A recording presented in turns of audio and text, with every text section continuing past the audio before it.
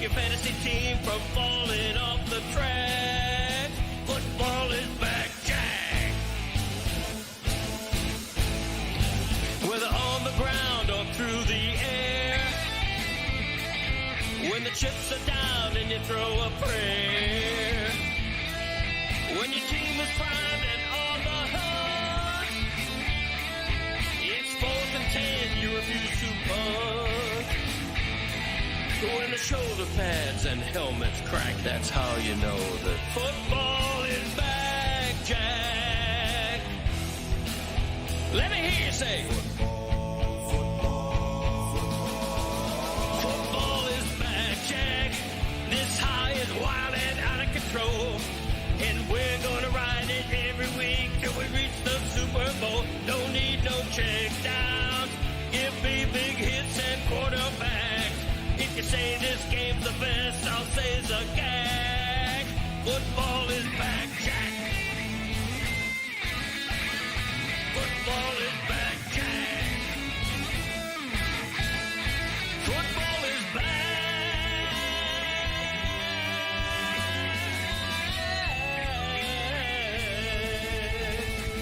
Football is back, Jack. No one wants to work today? What is it? Look at this crew. What is this crew today? It's light. Look, I mean, Thank you. this group's never worked together yet. This one's true. We got Amin and Greg here, and on the other side, it's Chris and Roy and Jeremy. Hey. Good morning. Yeah, that's right. Jeremy's very excited because he feels like it's going to be a lot more opportunities for him to talk about the things he wants to talk about that nobody else wants to hear about. Glee? Right.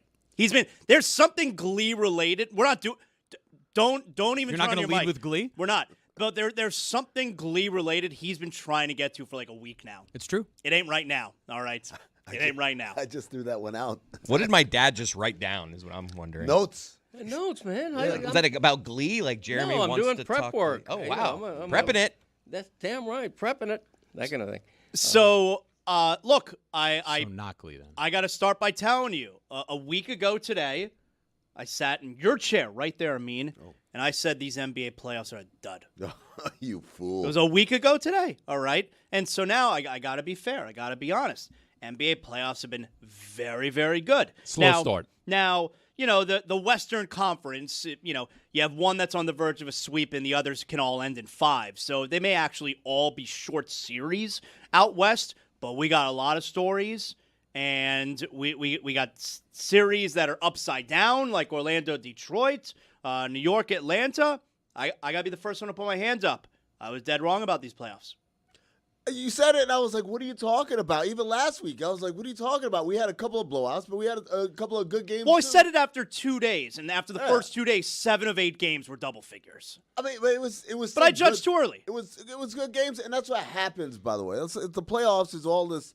It's an ebb and flow of like everyone always thinks you win, you're never going to lose again, and you lose, you're never going to win another game again. Well, that's my favorite part about I don't think the Stanley Cup playoffs are like that. It really feels like the hockey fan knows it's a war of attrition. And in the NBA, I feel like one team wins and it's a total disaster. I mean, after the Knicks lost, was it game 1 that the Knicks lost? No, they lost 2 and 3. Okay, after the Knicks lost game 2, Nick fan was already talking about you got to trade Karl Anthony Towns. It's one game. And now that series is tied 2-2, and it's like, yeah, the Knicks are going to win the series, you know, because winning winning a playoff series is hard, and you're going to lose games. Right. I feel like it doesn't happen in the Stanley Cup playoffs. I feel like the fan is a lot more mature, or at least able to handle the swings of a playoff series. I have a different answer. You don't have as many casuals in hockey because there are not that many. Yeah, fans maybe to you're begin right. with. Mm-hmm. Like basketball invites a bunch of casuals who watch, and also there are a lot of people who watch basketball as if they're watching football or as if they're watching college basketball, meaning single elimination. So that one game means everything. And that's how they're programmed, whereas like NBA basketball, it's the best of 7 series. Hockey, if you watch hockey, you watch the NHL. What else are you watching? You're not watching. Right, if you're a huge hockey fan, hockey is usually your favorite sport. Absolutely. You could be a huge basketball fan, and it could definitely not be your favorite Right. sport. I look for interesting storylines in both. In hockey, I love that the Buffalo Sabres are kicking Boston's ass. Buffalo could win a championship in hockey finally after 55 years before the Buffalo Bills win a Super Bowl, which I think would be delightful. In basketball, I know LeBron had a tough game, a terrible game Sunday, but LeBron James for me won the first week of the playoffs.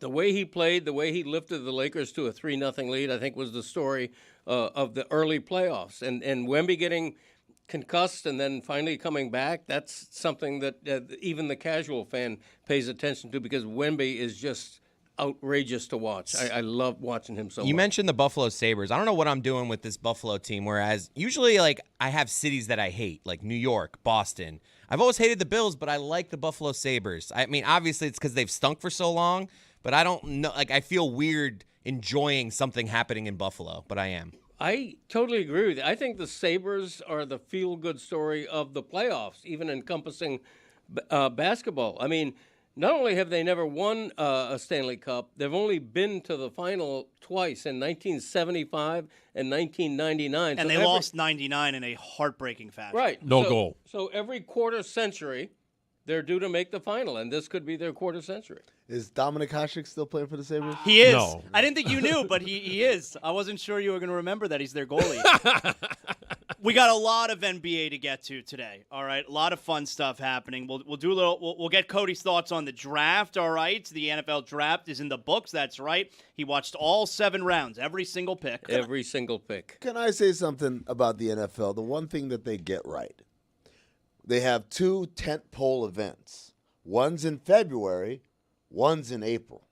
The February event, they have said, hey, New Orleans, Miami, Phoenix, L.A., Houston, maybe San Francisco, right? If you're not one of those places, you need not apply.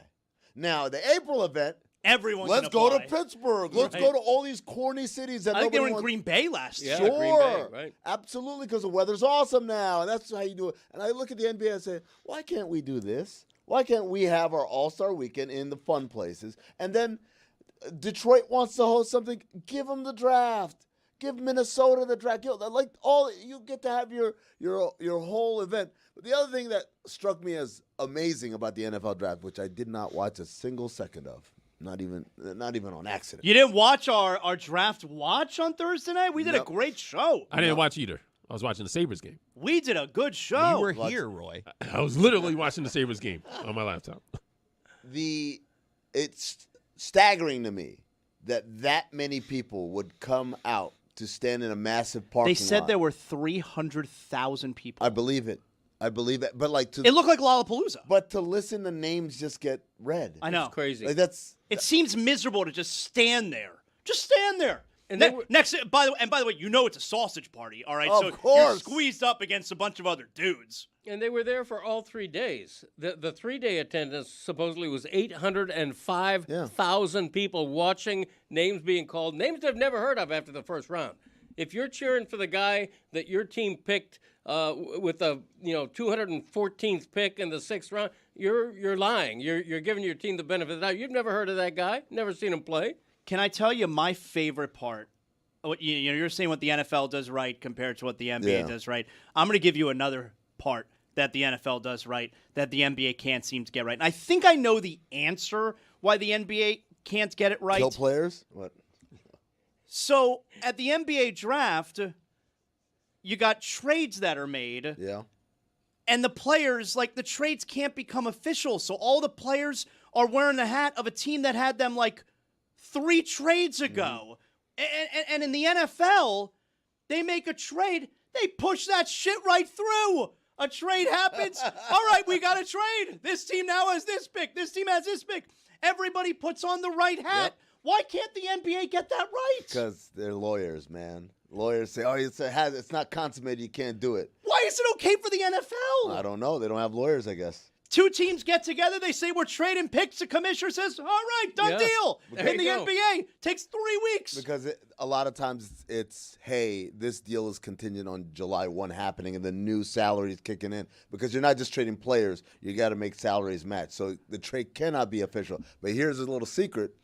they will often have the kid wear the hat and take the picture behind the scenes. So even though you see him when he's walking around on TV, he's wearing the wrong hat. But it's like we all know Yeah. that the pick was traded, and then Malika Andrews is interviewing him. Talk about the team you were just drafted by, who you're not going to play for. Right. Yeah, well, hey, man, lawyers. What can I say? That the NFL gets right.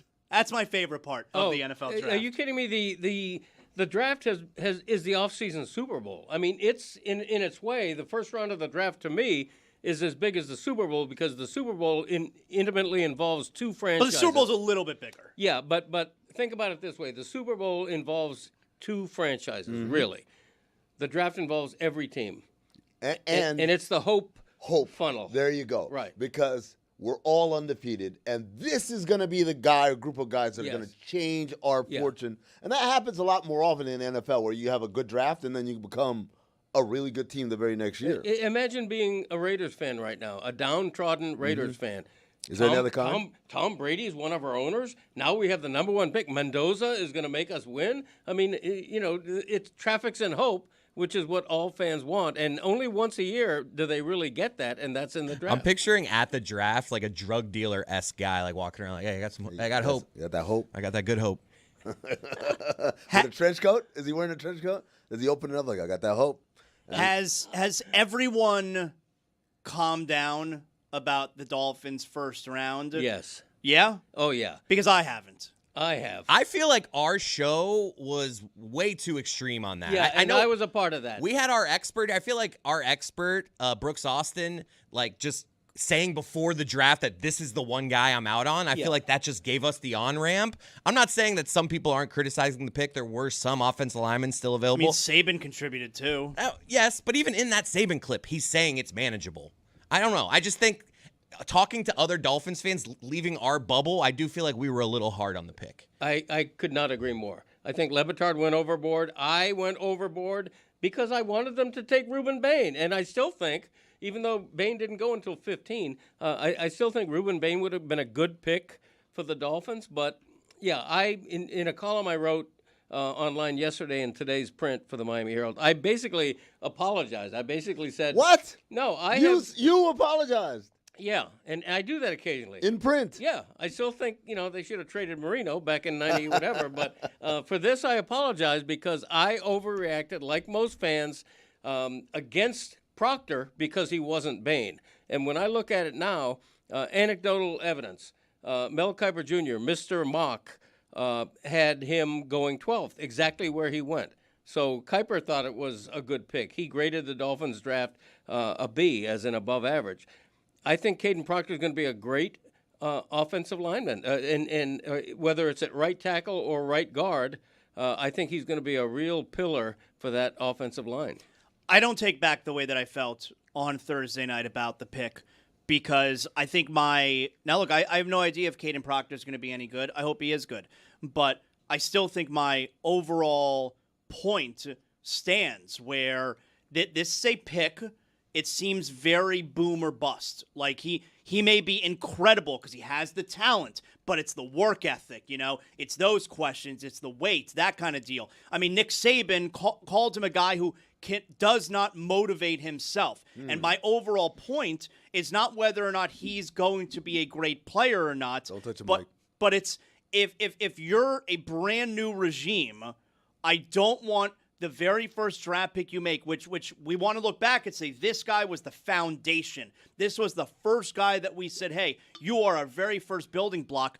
I don't want that guy to have any questions. And the way the Lions took Penei Sewell a few years ago, it was like the first pick for that or like that regime, and they turned like that. He's a stud. No-brainer. He was a no-brainer. I don't want that guy to have questions, and I definitely don't want the overriding question to be, does he have good work ethic? I know, but here's the thing. Everybody has a question, and that starts at the top. A lot of people think that Mendoza is just the best quarterback in a bad quarterback draft. I don't think anybody thinks he's going to be the next Brady. Reuben Bain has the whole short arm thing, where in the NFL this matters a lot. His arm span is 2-3 inches shorter than average, and that's a big deal to some people. So I think whoever you draft, no matter where, there's going to be some question about him. Caden Proctor is a physical specimen who's quick for his size. He's quick coming out of his stance, which is huge. And to me, you can teach motivation a little bit. If he was overweight in college or whatever, if I'm the new Dolphin regime, if I'm Jeff Hafley, I'm going to coach that out of him. This guy's going to be a worker. And that's the way you have to think. If he's perfect, he probably goes top 5 instead of 12. If you didn't see the clip that I'm referencing from Thursday, this was Nick Saban. Here is Saban talking about Caden Proctor. Of course, he recruited and coached his freshman year. Now, the issue with him is he's not a bad person. He'll do whatever you ask him to do once you get him in the building. But when he's not in the building, he might get a little overweight. He might not come in the best shape. And those are the kind of things you got to manage with him. But I think they're manageable. In other words, he's not really a self-starter that's going to go out there and, get in great shape and come to camp like you want him. But if you can get him to come to camp, if you got him there and get him ready to go. I feel like it's worth noting that Saban only had this guy for 1 year when he was 18 years old. Not even 18 because he's still 20. Well, but I'd also like to point out to that effect, because I saw that, being said over the weekend, and obviously that's a fair point. Let's not pretend like Saban is not around there in Tuscaloosa. He still lives there. So, he's there. He's still really connected to the program. So to Greg's point of can you teach motivation? A lot of times when you go through pre-draft, you're asking these questions.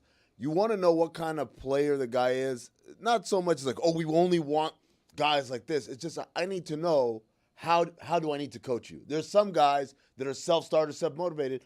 I don't have to say much.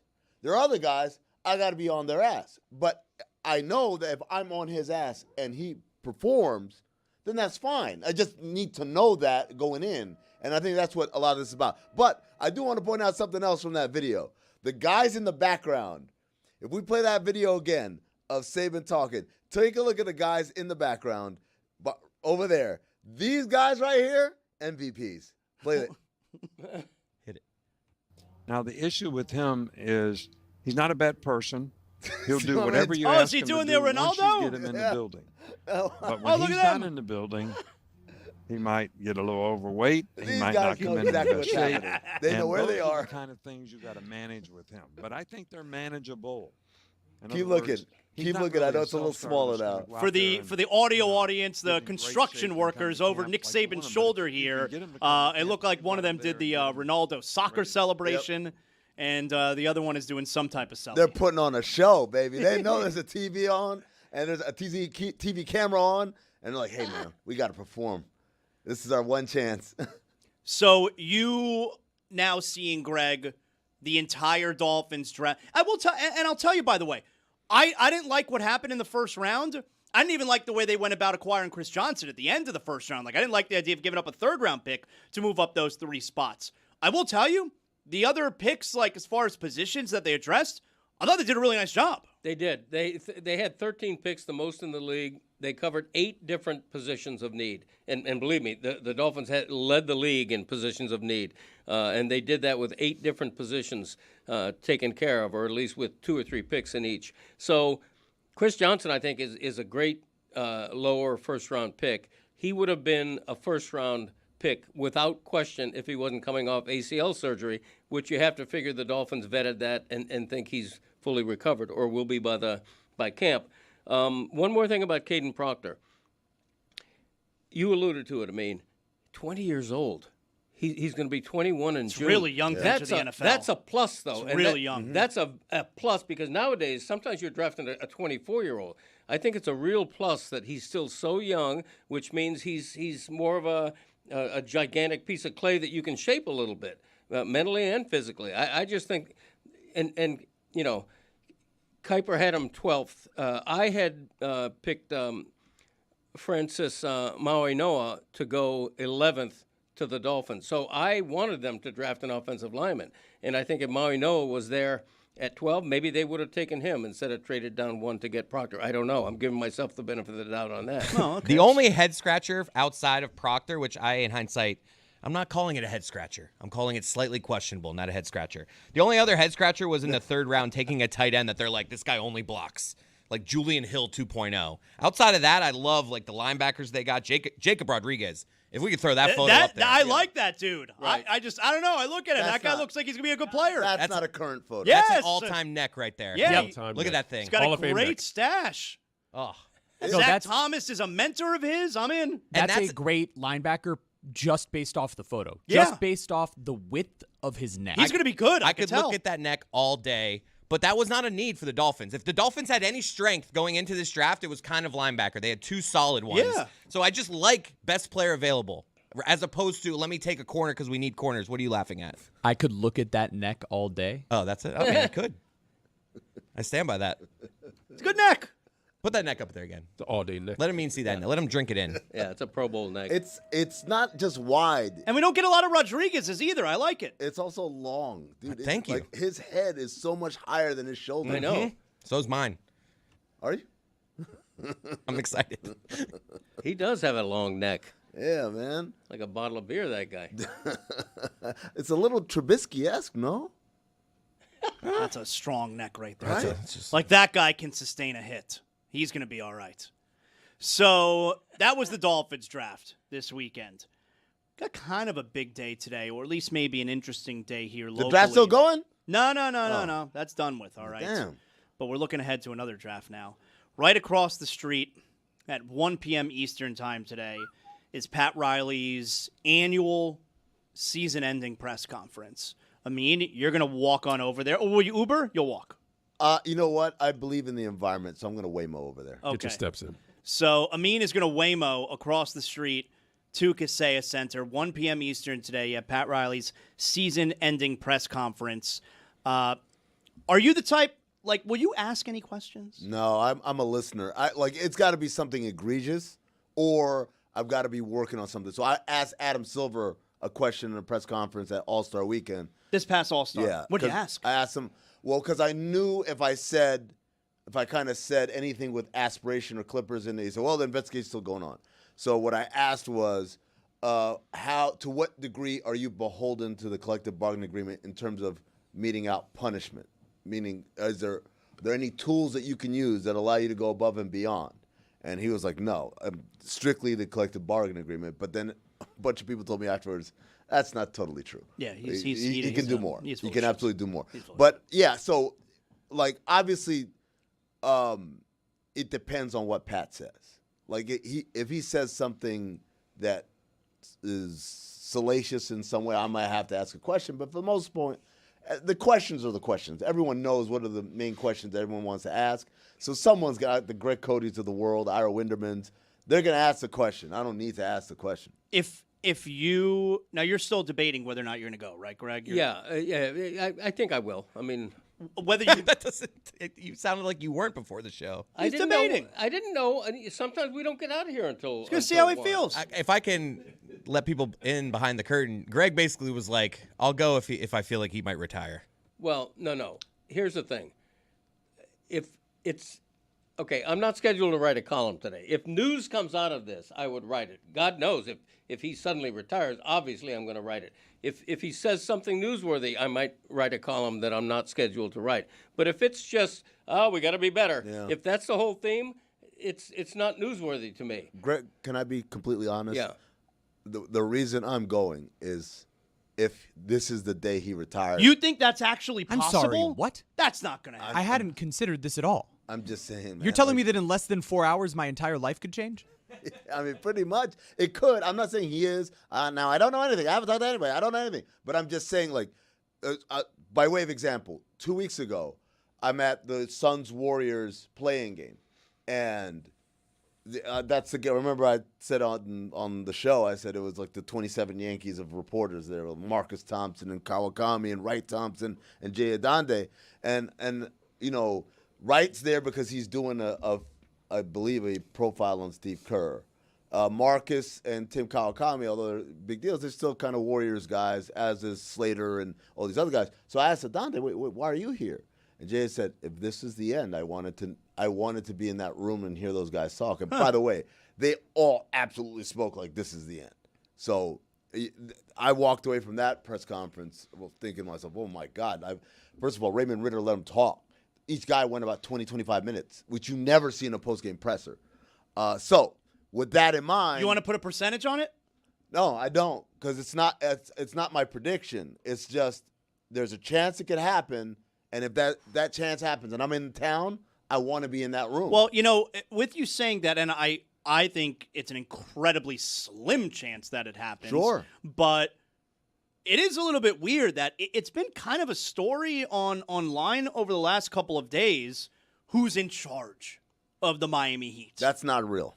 What's not real? That story that you're saying, that's not real. What do you mean? That was someone basically either misquoted or just fabricated. Oh, I understand, but for whatever the reason is, because it was misquoted or fabricated or whatever, it's been like a thing that's been talked about over the last couple of days. Who is actually in charge of the Miami Heat? I don't think there's any question who's in charge, but the idea, yeah, Nick Harrison. I think the part that people are confused about, or some people didn't realize over these last couple of days, is that Nick Harrison is the boss, okay? Yeah. Like, he is the boss, and he's been the boss for a rather long time now. But because the Harrisons never talk, right, it's something. Wait, what are you talking? Pat Riley's not in charge? No, like the CEO of the team is in charge. So to that point though about Pat Riley and Pat always been a very blunt, direct guy, right? Will tell people what it is, players. We'll have these press conferences. You guys remember, you want to tweet something, tweet that, and hit the table. That was in one of these season-ending press conferences. I was having this conversation actually last night. When Pat Riley leaves, whether it's today or 10 years from now, who is remaining in the front office level that tells it like it is? We've got some straight shooter coaches for sure. We've got some owners that will just blab away, usually out of ignorance. But in terms of front office people, it's all of these kid gloves kind of guys all across the league. Like Pat's the last of the Mohicans in that way. And so I was just trying to think, like, who is it? Who's that guy? And I'm like, I don't know. And for people who think Eric Spoelstra is going to be that guy, Eric Spoelstra is not transitioning to the only front office the way Brad Stevens did. Certainly not while he's head coach of USA Basketball. Right. I mean, I think that's the eventual succession plan. But it's not soon. But it's not. Yeah, it's Right. not now. I could see that happening, though. Yeah, I think it will happen, but it's not soon. Right. I hope Riley, and I do give him credit for being blunt and honest. I hope he sets a tone that I'm embarrassed by 4 straight years in the play-in. We're not good enough. We have to make significant improvement. If that means significant change, we're going to swing for the fences. Here's the problem that I would add real quick with that. And I would like Riley to say that also, that I'm embarrassed with 4 straight play-in appearances. But if he feels that way and he is embarrassed by 4 straight play-in appearances, he wasn't embarrassed after 3 straight play-in appearances? Because he didn't have that attitude a year ago. I can tell you what that was in the press conference, like what their arguments were. Their argument was the first year they made the finals. The second year, Jimmy got hurt in the play-in and their entire team was hurt. And then last year, Jimmy tanked the season. So this year, So we're going to go the excuse route. Well, I'm telling you what the press conferences were the last 3 years. Each of those years, one of them they went to the finals. The other 2 they found legitimate, in their minds, legitimate excuses for why that was the case. Now, going into this year, they revamped so much of what they were doing offensively. They thought things were going to go a certain direction. I think they thought they were going to get Giannis at the deadline. And now we end up in this situation, and you're looking at a conglomerate of 4 years that, looking back, look different in that rear view. When you look at the way the last playoffs ended for Miami, I don't think there's any excuse for being blown up by 40 and 50 points in a playoff game. If that doesn't slap you in the face and say we're not good enough to compete in an improved East, we need to make significant change. That's why they swung hard for Giannis and might still get him this summer. Who knows? But they need to. They have some nice pieces. They have a couple of all-stars. Bam's great. But collectively, they're not good enough. And they got so much better on offense at the expense of defense. They weren't a complete team. I think that we guys doing this argument again where the assumption when you say that is that they had a chance to get better, and they're like, no, we're fine. The only argument to be made is, do you press the red button? That's the only legitimate fan argument there is. hey, it's time to hit the red button, blow it all up, win 12 games next year, build all the way up. The same as the panic button for those wondering. Yeah, the red button.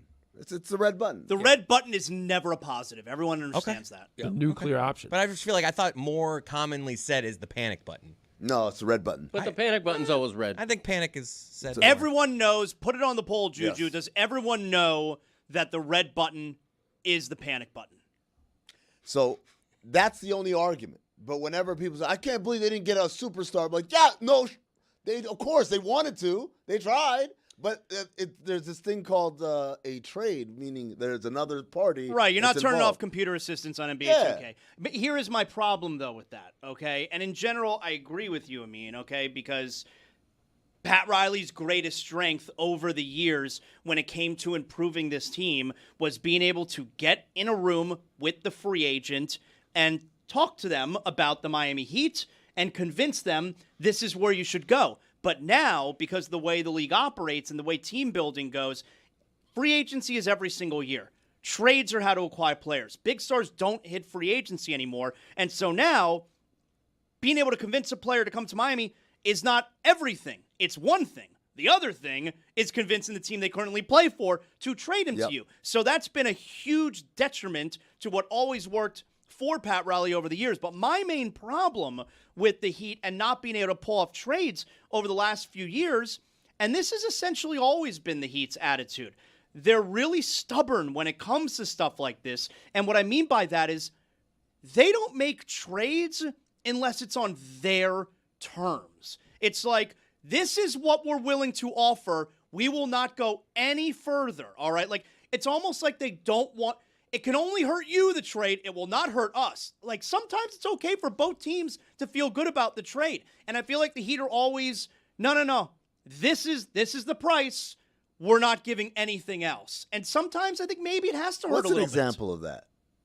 Any of these deals that haven't happened over the last years. This is the offer, you know? And you see these other smaller moves that are being made. I know we always like to go back to the Pacers and Pascal Siakam and those kind of smaller moves, you know. But maybe I'm wrong with this assumption. Maybe I am.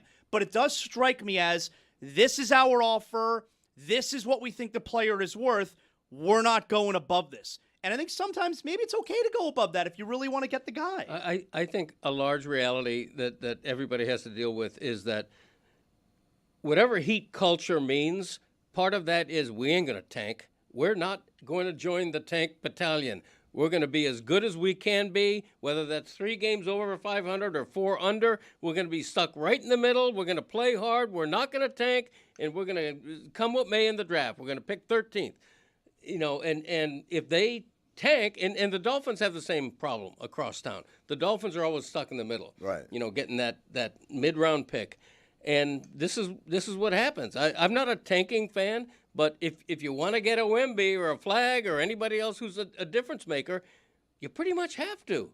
Like, right? They're stuck. That's been my, you know, a few weeks ago when I got in a shouting match with Mike, is like, that's my point. It's like Mike's idea is that, oh, they could have gotten so-and-so and they didn't because they thought their team was good. I'm like, no, Mike, that's never the case. Like, they don't have a superstar here. It's because they could not acquire him because you are dealing with another team. Talk about Damian Lillard a few years back. Like, the Blazers literally, out of spite, they didn't send him here. Sure. So there's a level of...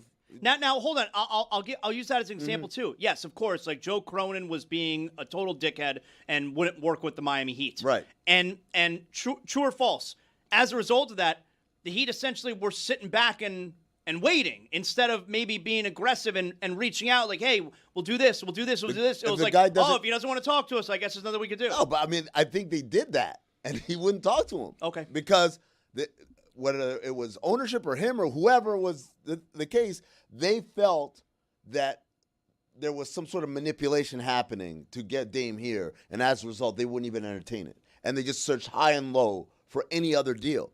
But absent something like that, like I said, these deals just don't happen.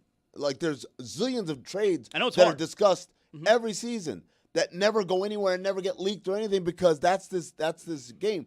The only thing you can criticize them for is not hitting the red button.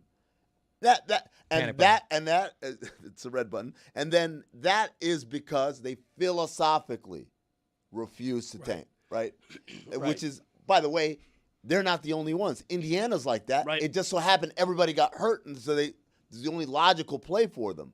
But this idea that somehow, Anthony Edwards was available in the Heat, we're like, I don't know. Like, I really like Khalil Ware. That's not happening. That's not happening. If you don't think they want Giannis, and that's the other part.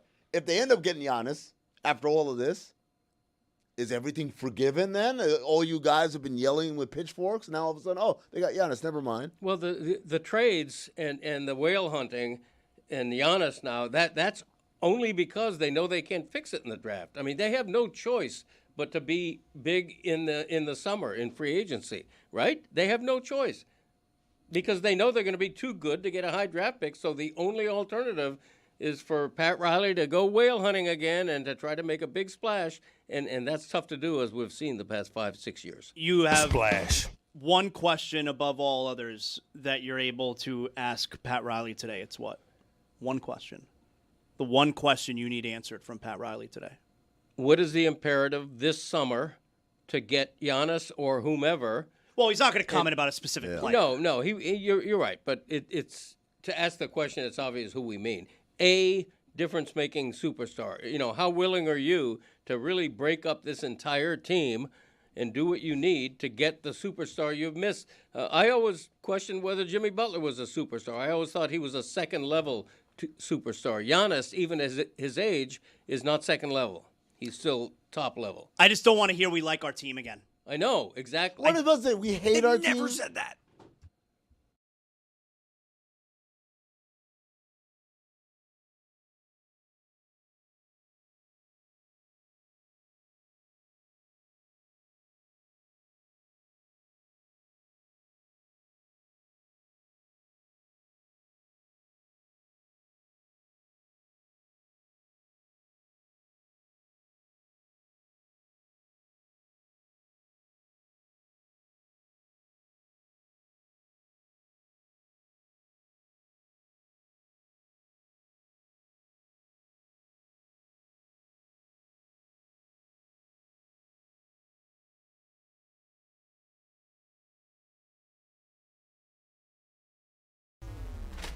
The press box has changed.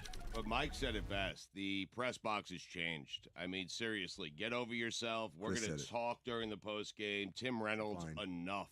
I mean, enough. I mean, seriously. you just got to know when You're the not allowed to cheer in the press box. Did you know that? Well, I did. They were cheering for Will Manso. I think that's allowed. And Goldie. If the Dan Le Batard Show comes to a hockey press box, hilarity is going to ensue. Yeah. They're going to yell at Will Manso for 7 minutes, and you're probably going to have to go to a stairwell to write, man. If it was 7 minutes, I'd get it. It was is what 7 it is. seconds. Exactly. I mean, David, everyone else was saying hi. They were enjoying the show. They were laughing at us. But one guy is still clutching on to his newspaper deadline. I'm a little and it's disappointed. Tim Reynolds. And is he your demographics, too? I don't know. I happen to like Tim a lot, and Enough of him. I imagine this was going to be like E.J. Raddick or something, but that's just a bad look for Tim Reynolds. Listen, I went up to him afterwards. This was the best part. Stugotz is like, I've known Tim for years. I'm going to go fix this. He walked to Tim and walked right back very quickly. Yep. It was a very quick interaction. Well, he was writing. Okay? He's on deadline. It's enough of the deadline. It's a We're on deadline. I gotta get home. I feel like playoff hockey. I gotta get home. I mean, yeah, we're on deadline too. We got to get that post game out. It is a working press box. Tim Reynolds is a journalist who's trying to write, and Stugotz is back there. Hey, Will Manso! That was Chris and Goldie. Don't leave out Goldie. We're on deadline too. They're going to kick us out of that press box a lot sooner than they'll kick out Tim Reynolds, who's just typing away. Those writers had their game stories done before the end of the Precisely. game. Yeah, a good writer, right? Oh, what happened there? I apologize to him. I've known Tim for decades. I mean, Cody was done. He was out of there. I mean, What was that interaction like, Stugotz? Take us behind the scenes. You walk up to him, you say what, he says what? I said, Tim, I apologize. That's on me. I should know better. Not Chris, okay? I should know better. I've been in press boxes before. I know you have a deadline. I apologize. And he said, that's fine. Just, Try to keep it down. That is way too long. That was Way much too longer long. than the actual He's on conversation. deadline. I always extend it a little Can we bit. call, I mean, you guys can we know that. call Tim Reynolds and just ask him about what the Don't, interaction was no, like? no. Greg Cody's Back in My Day. Seeds.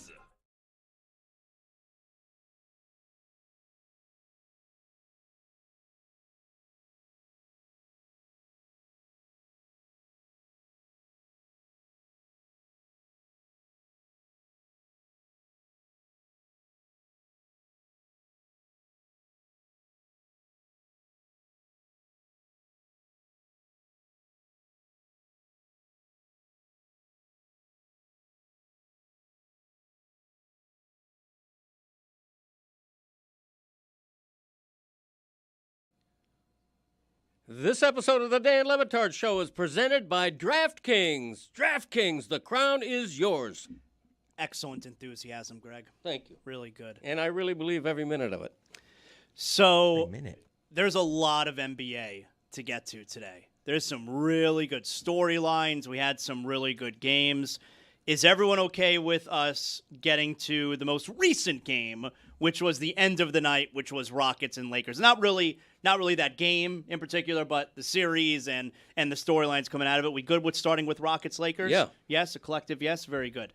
The Rockets blew out the Lakers last night. I felt like it was going to be a blowout one way or the other. It's the pride win. It's like, hey, they're not going to sweep us on our home floor. So they come out and they win big, and then they go back. Remember Dallas did the same thing in the finals against Boston? Yes. They're getting drummed, and then like, And hey, they were all guys. talking, but the conversation going into the game was, don't let Dallas get one more. Yeah. They got one more. And the series went back to Dallas for Game 6. We might have something, and Spoiler they got alert, smoked. it did not. They did not win the championship. I thought yesterday was going to be a blowout one way or the other if it was the Rockets blowing out the Lakers, which is what happens. Like, all right, Lakers, we did what we came to do. We got the one. We're going back no matter what after this game, so we may as well win it at home for Game 5. But if it was the Lakers blowing out the Rockets, like I was able to see a scenario where the Rockets quit. Where like it's middle third quarter, Lakers go on a run and go up by 14, 15, and the Rockets like, do we really want to go back to LA? I felt like the Rockets could quit. They didn't. Yeah, kind of like what Denver did, you mean, the other night? Oh. So the Rockets win. We are going to get a Game 5. No Kevin Durant again last night. But at least he was on the bench for Game 4 when he was not on the bench. I mean, really the story of this series is Game 3. Like, Game 3 was an all-time meltdown. You've never seen as bad a foul as Jayshawn Tate with that foul. Like, that's not an NBA play. It was unspeakably bad, that foul. That's whenever I sit here all year long and I tell you guys about experience, and you go, oh, come on, you mean to tell me? I'm like, that's it right there. That's it right there. That's a young team, been in the playoffs one time in their lives last year, and they got beat, by the way. And this is them learning on the fly how it's easy to mess this up because playoff basketball is execution basketball. Same thing with Detroit. Everyone was fawning over Detroit all year long. And I was like, they're great, but they've got these flaws. And I kind of feel like these things might rear their head in the playoffs. What happened? They're rearing their head. I mean, the Lakers were down 6 with 30 seconds left without the ball. They didn't have the ball. Yeah. Without the ball with 30 seconds left, down 6. Terrible turnover, Jabari Smith, who terrible look for him too because there seems to be a weird dynamic with him and Durant. And then Jabari Smith is the one who throws the ball away inexplicably. He was under no pressure, and he throws the ball away. And then you had the Jayshawn Tate foul, and then you had Shepard turn the ball over too, and it's a three-pointer. How about that photo? You guys see that photo of Shepard with LeBron like lurking behind him? Yes. It's one of those perfect pictures. It reminds me of like the Kawhi Leonard shot in the corner against Philly. Where it's that overhead, down. that overhead shot is like it's just become iconic. I think that's going to be an iconic picture of like Reed Shepard looking terrified and LeBron like a predator behind him. I mean, look, I'm all over LeBron any opportunity I can get, but that shit was awesome at the end of Game 3. He hits the 3, it was so cool. They were obviously going to win. I want to ask you though. I mean, Kevin Durant was not on the bench for Game 3. He at least was on the bench for Game 4. Yeah. you also have after Game 3, in between the two games, Amen Thompson is asked, any update on Durant. He's like, I really don't know. Right. Which seems a little bit strange that, is there just no communication? No. So there's a couple of things. Number one, being on the bench, not being on the bench. A lot of times. And they're at home. It's not like you're not on the bench on the road. But depending on the injury, like sometimes sitting down stinks, right? It's just not comfortable. And it's more comfortable a lot of times guys will be in the back laid out on the table. What if you come out for the fourth quarter? Sure, whatever. I'm just telling you why a guy is not on the bench doesn't mean like, oh, I hate my teammates. I think we suck. It's sometimes. But you could understand the optics considering this situation. I feel like Kevin Durant is always going to be fighting optics for the rest of his life because of not even bad decisions he's made, but decisions he's made and the way he's reacted to criticism.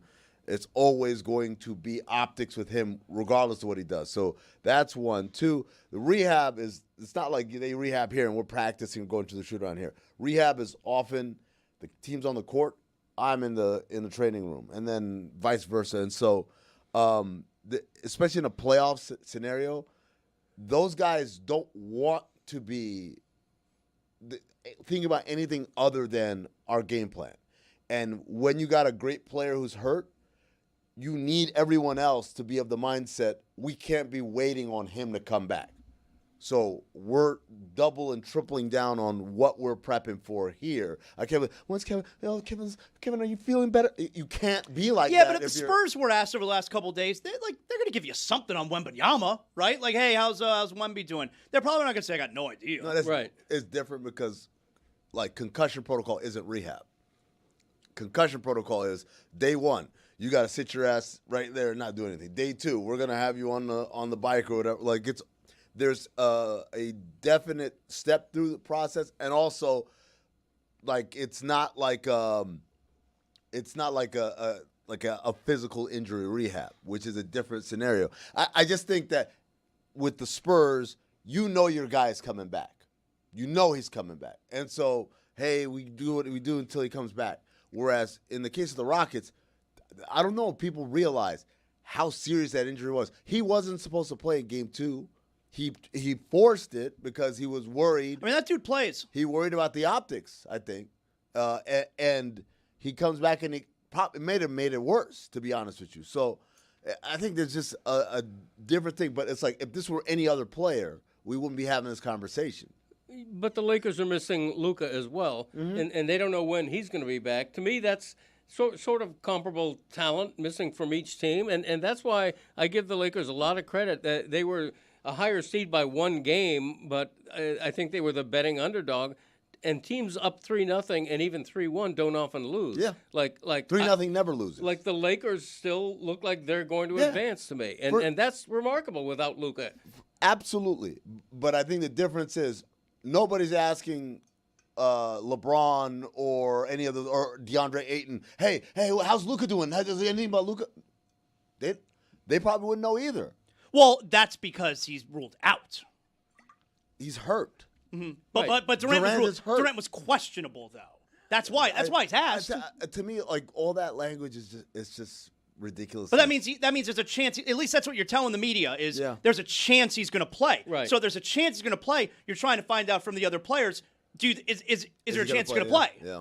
Like Doncic, we know is not playing. So that's why he doesn't get asked. I know, but it's still a question of how soon is he going to be back, right? Like I don't think he's played since April 2nd. He's been out almost a month. It's been out a few weeks. Yeah. That's a long time. Yeah. And so. Would he be back for a Game 5? I don't think they've ruled that out. He hasn't done any on-court work. That's what McMahon. I think best case scenario is he would be available potentially to start the next series, which would be next weekend. Okay, all the more remarkable to me that the Lakers look like they're going to win this first round. I give LeBron a lot of credit, man. He, notwithstanding the terrible game he had Sunday, he's been the story of the playoffs so far for me. Is it a crazy? Well, I don't think it's a crazy question. So I'm just going to ask it. Who has a better chance of returning to the Rockets next season? That's a crazy question. Kevin Durant or Ime Udoka? Better chance of returning. Better chance of returning. Durant or Udoka? Because I don't know that Udoka's a lock to return. I think... I've never heard like Udoka after Game 3, and yes, it was an all-time meltdown, and the way the Rocket fan probably looks at it right now, like, if we didn't have one of the worst playoff meltdowns of all time, we would be 2-2. And that's a fair way to look at it if you're a Rockets fan. So, yes, it was an all-time meltdown, but I've never heard a coach talk about his players after a playoff game the way Udoka did. But he's that's who he is. He's old school. He's another tell it how it is kind of guy. He doesn't sugarcoat. Actually, we're talking about this on the radio. I have a radio show on Sirius XM every Sunday, 10 a.m. to 1 p.m. Eastern. Me and Jason Jackson from Nasty.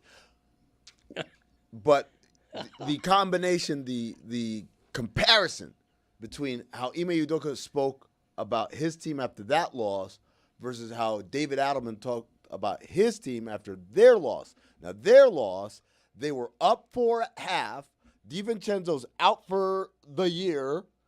Anthony Edwards, at that point, we don't know the extent, but it looks like he's going to be gone forever too. So this is kind of like you're laid out to have this, all right, this is how we turn the series right here. And that was close, and now we've learned.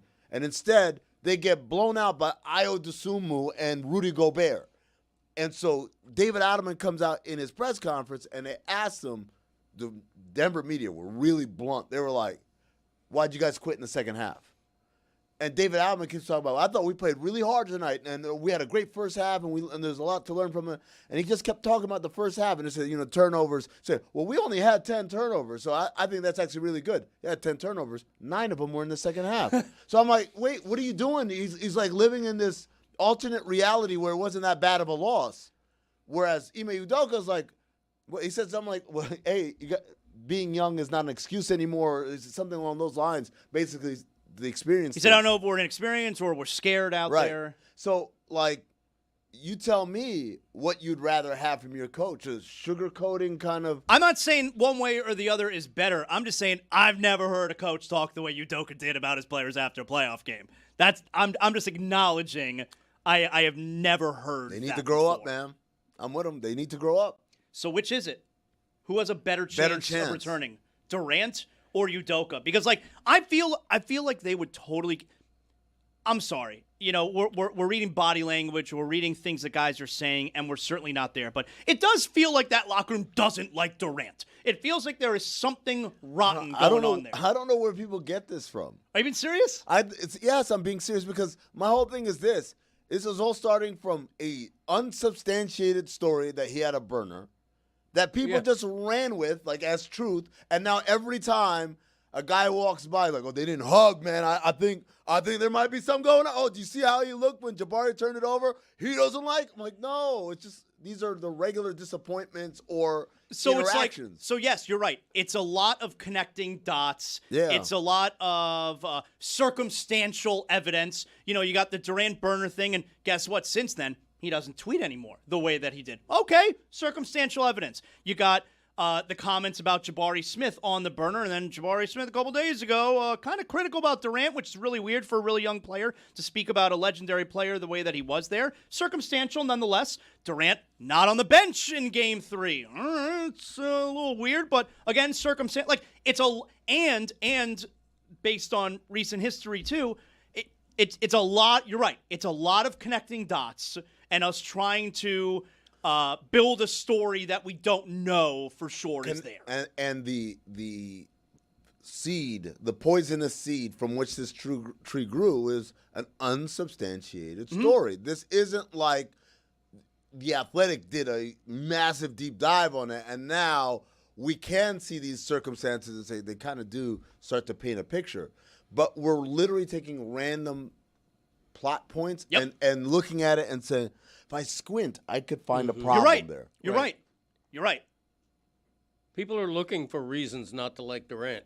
I think that's been the case a lot of his career. Lean back. He's polarizing for and I'm not entirely sure why, but he's been polarizing his whole career. Well, I know why. I know because I think he's put himself in the situation. So it starts with number one. He signed his extension in Oklahoma City. He said, I'm never leaving. And, of course, a lot of guys say that and end up changing their mind and leave, right? That's number one. Number two, he did what many consider to be an unpopular decision. I understood it because I thought it had more to do with a style of play rather than I want to go to the best team in the league. He was a free agent. That was his own volition. He could do that. So that was unpopular. And then my thing at the time was you got to follow the LeBron playbook, which is if you win, at some point they'll just stop talking about it, and they'll just talk about you as that, right? As a champion. As a champion and as a member of that organization. But Durant won, and obviously the first blowback is like, oh, my God, see, da-da-da. Like, and instead of him just saying, whatever, I'll just keep winning, and you guys are just going to have to get used to it, he was, like, responding back and, like, defending himself. And I said, all you did there was you put gas on the fire because now they know they have a direct line to you. And so now they're going to continue to push your buttons, not the red one, and get that reaction out of you, knowing that they can get reactions. And Durant's thing is like, well, why can't I use the internet like everyone else? I'm like, buddy. You're not everyone else. That's it. I'm like, that's so these are the reasons why it just continues and it escalates as opposed to like what LeBron did that first year. He was like, I'm a villain or whatever, and then they lost. And then the next year, he kind of like let that go and played and won and just kind of like, yeah, whatever. And at some point, people stop being mad about him going to Miami. People don't even think about the vitriol of the decision anymore the way they did in that first year afterward. Well, sometimes you got to embrace being the villain, right? I mean, the big three Heat did that. They did it for a year. LeBron also said he didn't enjoy it. They changed their Steve Martin. They did it, and then they realized that's not us. We just have to be the fun-loving guys. I mean, C.J. McCollum shot down the whole villain angle right quick this series with the Knicks. Amin has refused to answer my question, so I'm going to let Jeremy ask a similar question that I hope will get an answer. Go ahead. Who's more likely to be on their team come next year, Kevin Durant or LeBron James? Good question. So I have a theory that these playoffs, Greg said the number one storyline is LeBron, and I agree with you. It's a big deal. But also, I think that this, because I know how billionaires think when they, especially new owners, they're very impressed by everything that happens. So I could see a scenario where this whole season they're like, look, we don't need this LeBron character. We got Luka. We got Austin Reeves. LeBron. Hey, you can come back if he'll play for minimum. Or some very disrespectful kind of thing of like, we don't need you. And then those guys get hurt and LeBron turns back into LeBron and like, wow, what do we have here? Maybe we misjudged. And so I think this could have easily have been LeBron's last season as a Laker, but literally in a very Dumb and Dumber way. And totally redeem yourself. 3 games is all it took. He's back in. So the answer is Durant is less likely to return. Well, that question was who's more likely to return. So the answer is LeBron. Yes. So LeBron is more likely to return than Kevin Durant, meaning Kevin Durant is less likely to return, but maybe more likely than Ime Udoka. That's where we're left here? I think so. What do you think? Yep. I think it's tough to trade what you did for Durant, Jalen Green, Dillon Brooks, who, by the way, is a winning player, Dillon Brooks. Everywhere he goes, the team is good, and everywhere he leaves, the team is less good. All right? Jalen Green, Dillon Brooks, and the first-round pick. That's a lot to give up on Durant after 1 year. Right. That's a lot. Like, yes, it's a little bit of cutting your nose off to spite your face, but still, the optics are horrible if you get rid of him after just 1 year. You want to talk about optics and billionaires, man? I know you guys talked about last week. We got to talk about this Portland dude, man. The owner of the Portland Trailblazers, there's a big story that came out in The Athletic of all these weird cost-cutting moves that he's been doing. Adam Silver defending it. But, like, he stinks. That's always their defense. Their defense is like, you're not cheap if you spent $10 billion to buy a team. I'm like, no. That's not how it plays. I worked for a guy like that, right? At the time, he had paid the highest price for an NBA team in NBA history. The number of stories of this guy being ridiculously cheap. I'll give you one, Greg. Comes in, and he's like, so Mike D'Antoni only plays like 7 players in his rotation, 7 to 8 players. He was a short rotation kind of guy. And the owner says, well, if we're only going to play 7 to 8 guys, why do we have 13 guys on our roster? Like, did he want to have only the minimum of 8 guys? Great. And so they explained to him, well, first of all, there's a rule. You have a minimum roster amount. Right. But it says, second of all, like, practice, you got to have 10 on 10, 5 on 5 in practice. You got to have 10. And he says, why can't the coaches just do it? Whoa. It's awesome. Greg, there's zillions of stories like this. We funny. had when I was a video coordinator, all of our video, I mean, I'm talking about everything. It's like the Bible. It's more than that. It's like a chest of gold. It's all your video from the year, the season. Anytime the coach says, hey, what happened when we played against Chicago back in January? Pull up every single time we ran a pick and roll against Chicago. It's all cut up. We've got it. We were saving it on literal hard drives that we bought from Best Buy. Yeah. So, like, if anything happens to the hard drive, we had two. There was a backup.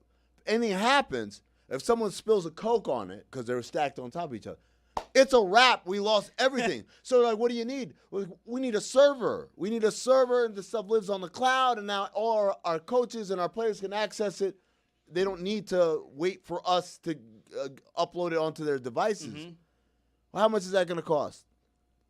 Good server is going to cost you about 80, 90, 100 grand. Oh, my God. We didn't get it. We ended up not getting it.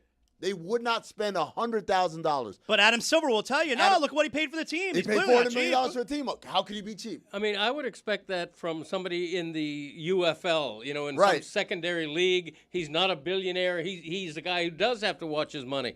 But when you've got $10 billion, why are you nickel and diming? Well, that's why, like, I was explaining to my wife the story about the Blazers owner, and, it was, all right, if you don't travel these guys and you make them check out of the hotel, over the course of the year, it's going to save about $1 million. Well, it's like, I know, it's $1 million. I go, yeah, but this is the NBA. It's $1 million is nothing, and it's not. Look, on a road trip, there are people who are certainly non-essential. Sometimes you get marketing partnerships. They'll go on the trip, and they'll take, hey, whatever. Xerox is a big sponsor. We're going to take the guys from Xerox with us on the trip, and they'll stay at the team hotel, and we'll ride on the bus to the game and all that stuff. That happens. Those are the people you can say, all right, 12:30, get your bags, get the hell up out of here, right? Because we're trying to save money on it. Mm-hmm. But when you talk about the masseuse, like essential staff, basically, the masseuse, the trainers, the video coordinators, like, yeah, they need to be able to do their job. You are impacting their ability to do their job. And this is the thing, I've seen it written in a bunch of places. I don't know, but Roy, you're a hockeyman. You're a hockeyman. I am a hockeyman. Definitely a hockeyman.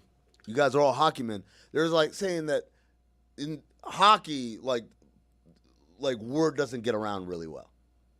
What if something happens, like to a team, it stays kind of in house. Whereas in the NBA, like if something happens, like I could see that. Yeah. Everyone knows. Like if you tell 100 people something, 70 of them will have told someone else. Mm-hmm. So especially things like that, because players love nothing more than the complaint. They complain, oh my God, oh man, our guys are da da da da.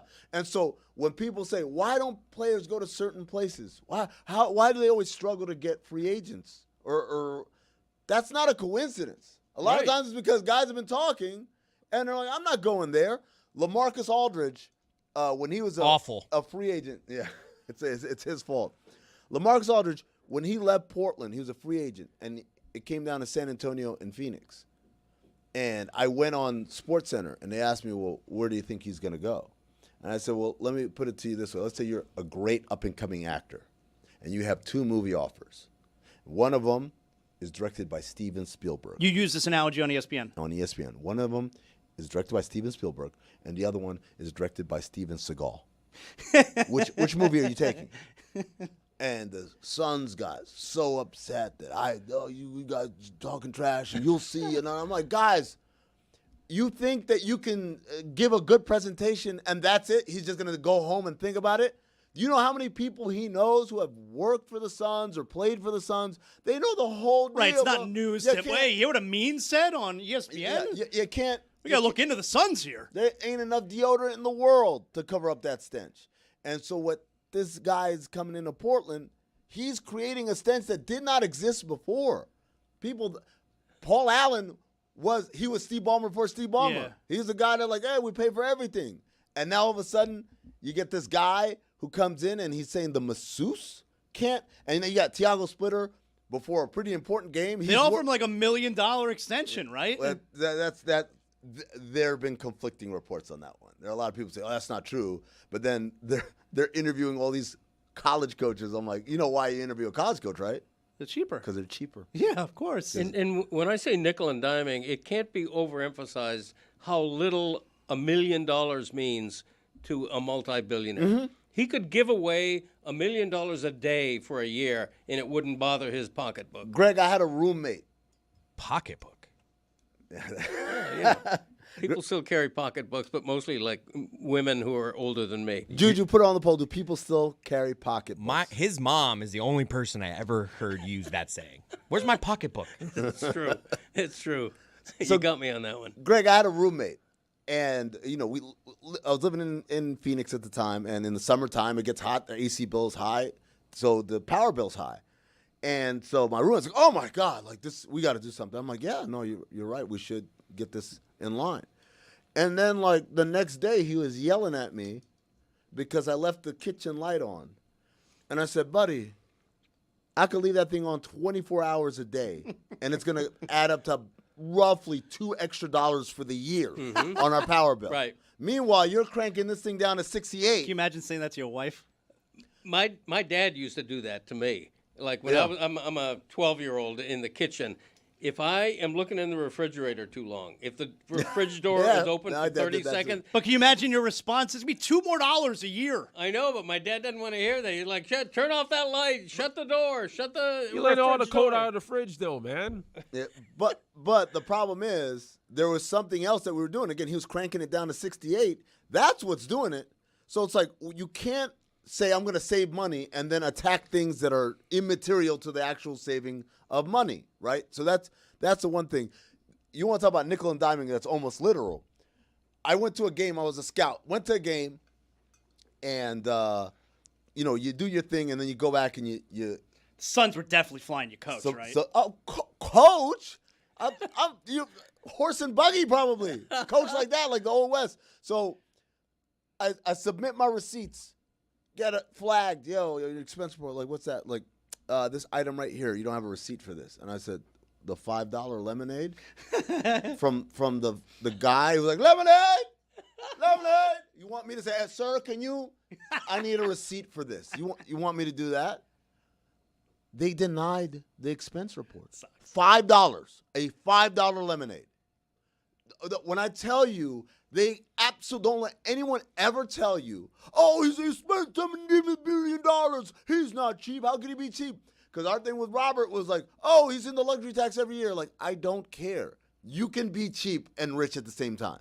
And this dude, that's a cheapskate. Yeah, and Adam Silver, again, not reading the room when it comes to stuff like this, will tell you that he can't possibly be cheap. They just paid whatever it was for the team. And he then also called it his way of running the team right now, it's scrappy. He described it. Scrappy. Anyway. Can I interject real fast? I love this basketball conversation, but the YouTube chat is playing a fun game regarding Jacob Rodriguez and his neck, trying to rename him based off his neck. Okay. We have Neck Nurse. We have Richard Nexon. Okay. So basically, we can keep playing that game and I'll intersperse it, but I just have seen the chat playing this, so I want to bring it to air. Nice. And we can Jacob Rodriguez, he's a Dolphins second-round pick, linebacker, Texas Tech, who I'm in on. He's got a great mustache. He's got a great, look at the neck on that guy. God. And Zach Thomas is like his mentor. Yeah. Yeah. That's a great story. I'm way into that. Monica Lewinsky. Nicholas Batum. Okay. Oh, easy. Jeremy. Neck Johnson. Did Dan curse Nikola Jokic? Sure seems like it. On April 9th, Dan decided to finally lean all the way in and say Nikola Jokic is the greatest offensive player of all time, better than Michael Jordan. In this postseason, he's had 3 of his 7 worst shooting performances of the entire season. He is headed toward a changing of his resume by a lot of people. I've seen Twitter accounts putting out. That's a little much. I understand. I agree with you. I think Nikola Jokic is one of the greats. He, to me, should have been MVP again this year. But you have people now, because of a few tough games against Minnesota, a team He's that's going played up him really against well. an all-time defensive player. Yeah, and a guy who's always defended him pretty well. But if they go out in the first round, people are losing their minds, and it's because he's not having these efficient games that we're used to. He shot under 40% on 3 different occasions in the series, which is so the opposite of what he normally is.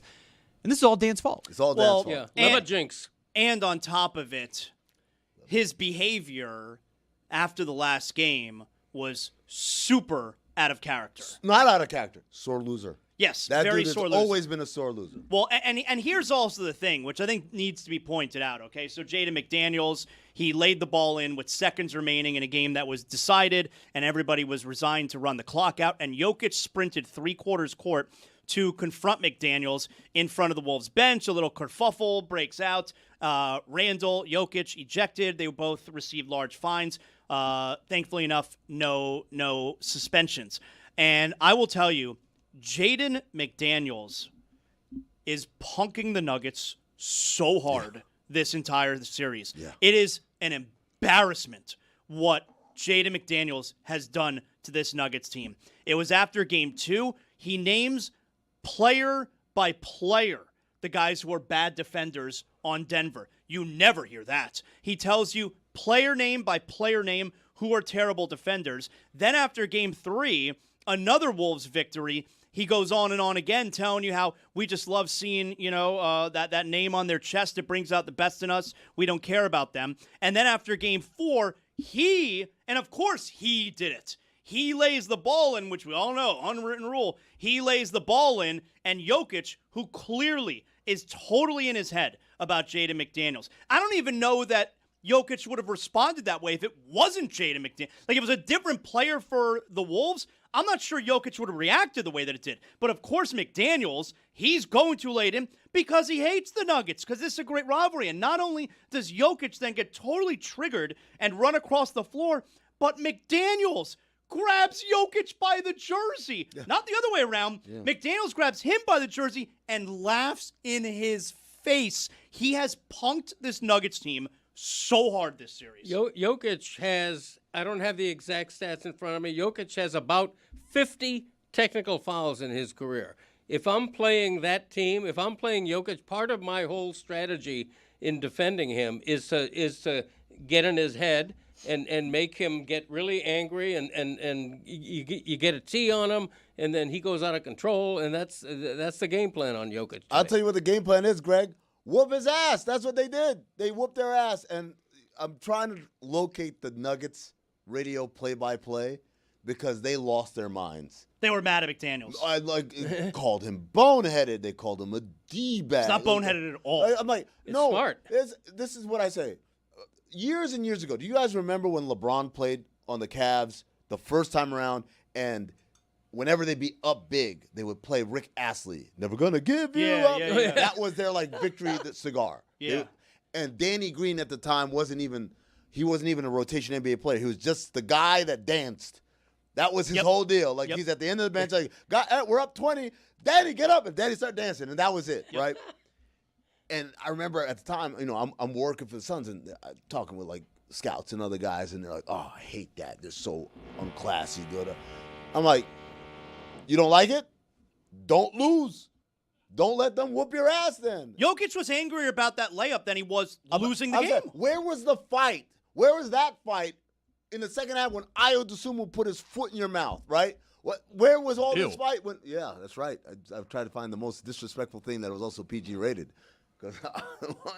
You did it. But anyways, so now you want to fight? Now you're like, I'm going to sprint with now? no time left. Yeah, come on, man. Get out of here. McDaniel's been popping off the whole series, and the only time you show any kind of force and you're mad at him is when the game is over because he laid the ball up. The other part of this is people say, it's disrespectful. It's like, newsflash. He doesn't respect them. Yeah, damn right it's disrespectful. It's the playoffs and I hate you. That's the point. I don't like you. There's no part of this where I'm going to shake your hand afterward and we're going to have a beer. No, I don't want to hang out with you. We're not friends. We're not homies.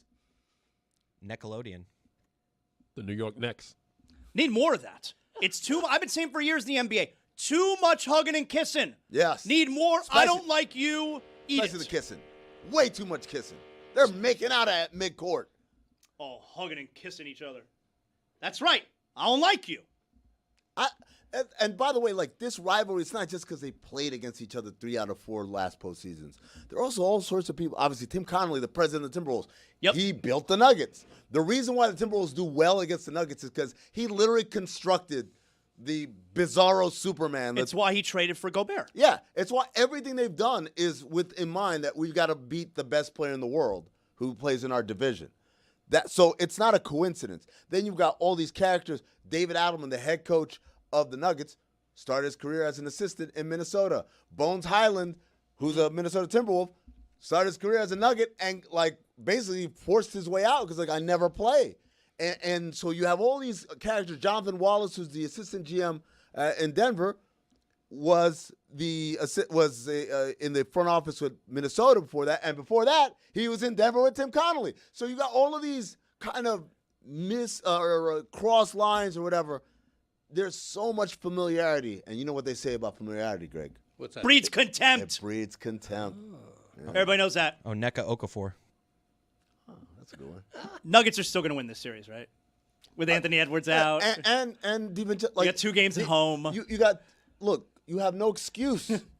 Even down 3-1, you have no excuse. I wonder if they're favored to win the series. That's a good question. What are our friends at DraftKings? Can you look that up, Jeremy, on DraftKings? Can you look up on DraftKings if the Nuggets are favored still to win the series? That would surprise me. Well, I'll bet it's close. Their best player is going to be out for the rest of the series and probably another series. And they got 2 home games. Yeah. The Nuggets have 2 home games, and they shouldn't have lost Game 4. I'm not saying the way they played, absolutely they should have lost.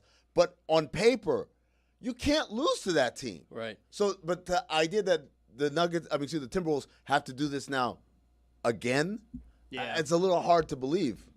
Phil Necro. Yep. Are the Cavaliers in trouble? That game yesterday, it's- I love a low-scoring NBA game. Oh, I do. I love it. Yeah, throwback. I love it. Those Heat-Knicks games from the 90s, Yes. granted some of those games were 72-71 final. I love that. But the reason those games were low-scoring is because They were wrestling. It was a battle. Like, the three-point shot wasn't what it was. You were trying to get to the paint. You were trying to get to the rim as close to the basket as you possibly can, and it was a war. So the scores were low because it's so physical.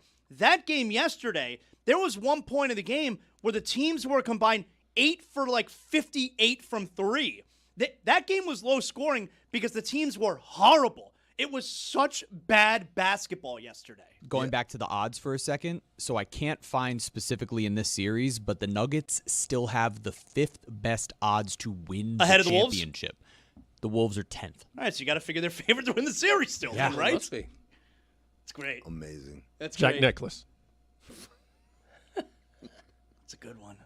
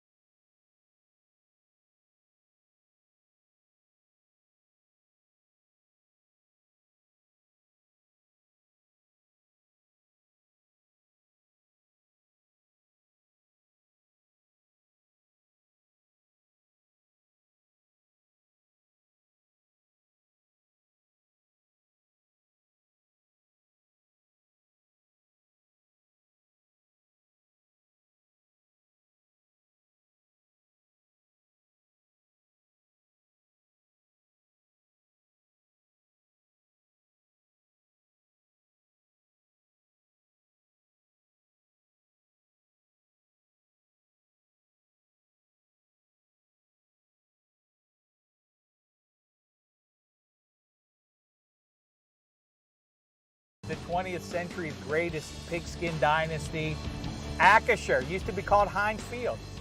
Heinz, so named because Heinz ketchup Dave, is Pittsburgh considered Appalachia?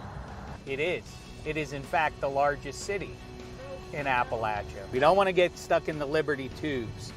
The Liberty Tubes, once you're on them, you can't get out of them. Look at the beautiful views. This, Lucy, I felt was an important view for you to see. Very pretty. Again, yeah, I mean, I don't know that there are many views of a city. Do you know Pittsburgh used to be the 9th biggest city in these United States?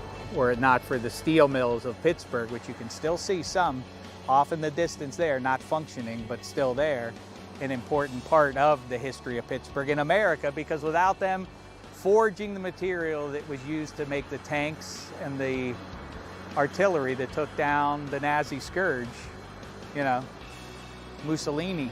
I will say this is our first off-roading with the Mussolini reference in it. Is that right? Not our last, for sure. I hope not our last.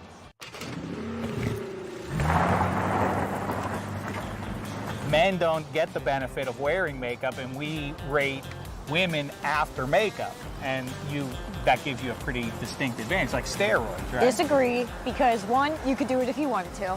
Hold your thought. I wanted you to see this. It's the greatest statue of an athlete in North America, and it's fitting because it's of the greatest athlete in North America, or at least in hockey history. That's, of course, Mario Lemieux. What makes it the best statue? Look at that. You don't think that's the best statue you've ever seen? How long do you think a thing like this takes? Great work, Bruce Wolf. You did it. The greatest statue. This whole thing has just been Dave running off. Let's go through here, Lucy. Let's make like my forefathers did. I always thought this was just a roller coaster, but as it turns out, it really was a transport because there were no roadways. It's not, in fact, a roller coaster. I mean, you wouldn't want to be when you start your workday. You wouldn't want to start it out terrified, right? Now you got to get that adrenaline pumping. How are you going to make money for the stockholders if you don't have the adrenaline flowing through your veins? Oh, now we're cooking with gas. There were no roadways up and down Mount Washington here. So this is how they would do it, you see? And I mean, I knew at the time, like, Phil Rivers might be good, but they're better off with Ben Roethlisberger. Where the hell are we? Are we at the Pitt facility? You know what? While we're here, may as well see if we can talk to Pitt head coach Pat Narduzzi. I wonder if he knows what this is made out of. So this is actually my first time in Pittsburgh, which how crazy is that I get to spin this with you. What recs do you have for me? Ooh. You got to get to the cathedral on campus. Okay. Okay? And we got to get someone. We got some people in the building, maybe even get you to the top floor and get some video up there. Wait, I want to go to the top floor so bad. Here we are, top of Cathedral Learning. Coach Deuce oversell it for you? Or pretty good view, eh? He didn't warn me about the ear popping. Strike one. There are a lot of things I wanted to show you, and this was my opportunity to introduce you to my Pittsburgh. And instead, Rose is in there playing ping pong with the football coach. Can we go, please? Let's get the part. Yes! Dave, this is your first trip with Rose. Yeah. This is like my 50th. That's her on a good day. That's her on a good day. Oh my God, look at her! As it turned out, Cliff Stout was a bum, and that was moot anyway, because Cliff Stout, he went to the USFL when that started in 1983, so he took himself out of the running. That's awesome. The question I asked was, where were we going to lunch? You want to learn my Pittsburgh or not? What lunch? When Franco Harris finally ended his Hall of Fame run with the Steelers, they had... Anyway, when Franco Harris, he went to Seattle. Be honest, is this what I sound like when I talk about Iowa? Dave's talking about t-shirts when we got donuts. He doesn't understand the priorities. You can eat donuts while wearing a t-shirt in Pittsburgh. This whole thing, this is where all the 18-wheelers would pull up, and then they would walk across the street to Primanti's. But then they get back into their 18-wheelers because they had to get on the road. You need at least a hand to drive, but you couldn't be eating fries. So they put them all on the sandwich so that the truckers could hit the road again and eat it all in one hand. You're just explaining driving while eating, Rose.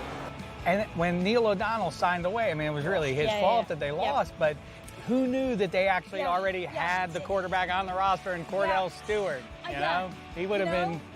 I agreed with you when you told me that 6 hours ago. I feel like the most true Yinzer experience ever is going and seeing Pittsburgh with Dave Damashek and just hearing words and stats and facts and a whole lot of other things. Yins is officially now a Yinzer. I would like to officially declare you a member of the off-roading crew, and in honor of that, as a true off-roading tradition, is when you become a member of the off-roading crew, Rose sings you a song about your day in Pittsburgh. So Rose, take it away. We're here with Dave. He showed us Pittsburgh. He didn't like that I played with the deuce. I won. The deuce. The dude. You're gonna hate this, Dan. So much. Greg, you've been to Pittsburgh before, I would imagine, right? I have. I mean, you've probably been like, have you been to every state? Well, I mean, been to. Does it count if I fly over it? It doesn't, right? No. I have not been to every state. No, I don't believe you have to contribute to the state's commerce. Okay. No, I have not. What about like a stop on a plane? Like I'm in their airport, but I don't leave the airport. No, Buy does a not bag count. of chips in the store? No, does not count. You have to be in the state. To leave the airport. Absolutely. And preferably, like I said, support the commerce. Buy something. It counts if you're in the airport. No, No, it does because I'm contributing to the commerce. No. I'm buying a pack of gum in a Montana airport. 50-minute layover in Montana does not mean you've been to Montana. That's terrible, What Greg. if I That buy does a not- pack of gum? No, it does not. That's in the airport. That has nothing to do with the city. So the airport is not in the city, huh? It does not count as having visited the city. It does not count. I would debate that. How many states do you think you've been to, not counting that Bobo rule that you want to include? I would say 43. Wow, that's pretty incredible. Yeah. I don't think I've been to Montana. I'm not sure that I have been to both Dakotas. Yeah, most. I like keeping track of how many states I've been to. I've been to 27. You have like a map with pins? No, I know in my head. I keep track. I'm the kind of guy who would ask my wife, how many states have I been to? And kind of the guy that. She would know better than me. Number Yeah. 22. Yeah. Speaking of which, do we have an update to your sayings? Do we have The catchphrase countdown? catchphrases? Yeah. Do we have it? 'Cause Yeah, you had a new without- episode dropped this morning, right? The Greg Cody Show, featuring Greg Cody. With? Yeah, 7 thank you. a.m. this morning it dropped. Thank you, Roy. What numbers are we welcome. on these days? We are on numbers 18 and 17. Now, you did say that you have 17 that are worthy of, like, being number one. Yes. So we're now at that point, you're saying. Yeah, the problem with this countdown is that You're doing it as you go. There are going to be sayings that were graded. We've already top realized 10 that he that screwed aren't this gonna up. make That's it. what he's getting to right now. He's Yeah. realized, looking at the full list, that he has screwed this up, that there are good ones that are going to get left off. Yeah, that's true. We've been telling him that for weeks, but he has now just had the realization of, I only got 17 I know, spots it's- left, it's and I gonna got be tough. Because 20 instead of just writing down every phrase that he has and then sorting out the numbers, That's right. You're Constantly doing adding. it as you go, counting backwards. You know what? I'm a small private individual. I'm doing the best I can. All right, well, let's get to it here. Do we want to recap from 50 or do we want to? Oh, he does it. All right, Let's go. Take us down, Greg. let's All go. right. Number 50, I'm fuller than Vern Fuller. 49, where's my click, click? 48, hey, Butterfinger. 47, punt. 46, Scranton. 45, I'm busy at a one-arm paper hanger. 44, Georgia. 43, I'm the kind of guy that 42, balling the jack.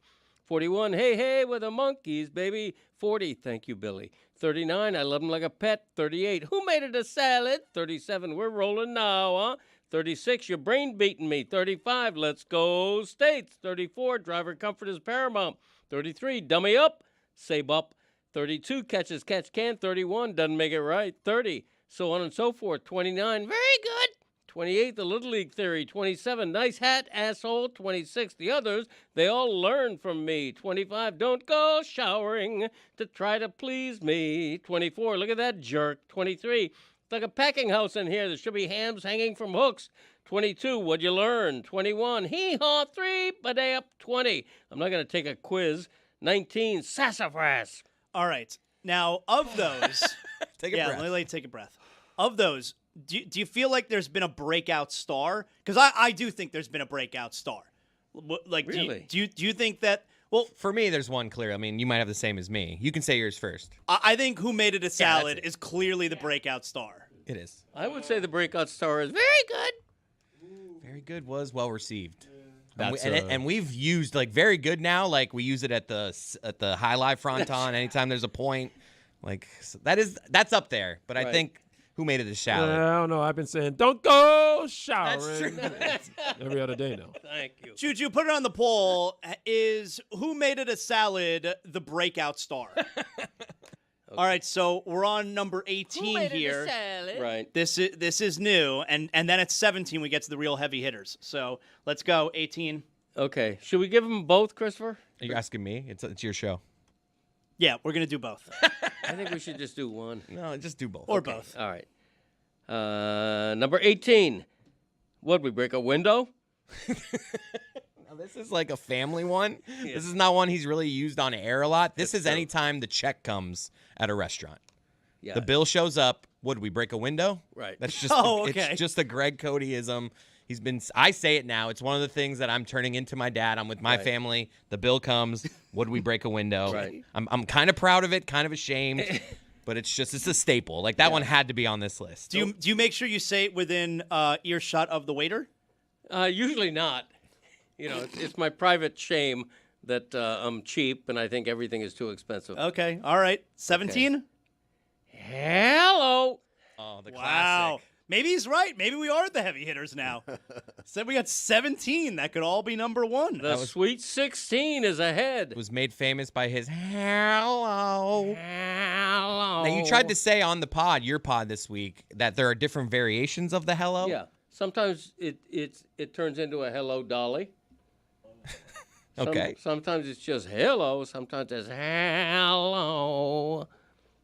Now, guys, before we move on from this, I have located the radio call that you guys were talking about, so we can get to that at some point if you guys want to. Nice. No, you know what? I want to hear it now then. So this is at the end of this was the fracas at the end of game 4. Nuggets and Wolves. Wolves take a 3-1 lead. Jokic sprints the entire floor. So here is the Denver Nuggets radio call. Layup on the other. Jokic was pissed off that McDaniels shot a layup. Now he's getting into it with him. Everybody just let the game go. Yeah. Why? I'm not sure why McDaniels, the bonehead, made a layup. Because he hates with you. 1 second left. And Jokic runs all the way across the floor to get into it with him. And Julius Randle was going after, he had to be pulled out of the scrum. He was like going after Bruce Brown. Jay McDaniels, of course, classless, but he runs out. Joker just sent the message. Was trying to watch Bones get in there, see if there was anybody he wanted to go after. Well, just when you thought Jaden McDaniels couldn't be a bigger D-bag, he is now. Yeah. I didn't know you could say that on the radio. You can't. That's why I said D-bag. Oh. But Jokic sending a message, I think he got it backwards. I think McDaniels sent the message. He sent a lot of messages. He's been sending messages nonstop the whole series. Jokic is easy to dislike, but... You think so? Yeah, I think so. Huh. I think he's a hothead. You know, I think he's always looking for trouble. But... The brothers don't help. It is a breach of sportsmanship to make a layup when you're way ahead with a second left. Is it not? Isn't part of what we love about the Stanley Cup playoffs is the teams clearly hate each other, and they are all willing to do whatever it takes to win. Mm-hmm. And we love that But about the Stanley Cup playoffs. But what do they do after the game? That they shake hands like gentlemen. Yes. Mm-hmm. That's a big difference. Greg, look, for children, for even up to college, I think, yes, it's important that we enforce these kind of unspoken rules. Hey, if you're up, just dribble the clock out, whatever. These are pros, man. They get paid. And again, more than that. They don't like someone I don't like. Yeah. I want to be disrespected. Yeah. That was the point. The point, it was like, well, I had no idea. I just thought I was going to, pad my stats. Yeah, the radio guy says, why would he do such a class thing? Because he hates you. He doesn't like you. Okay.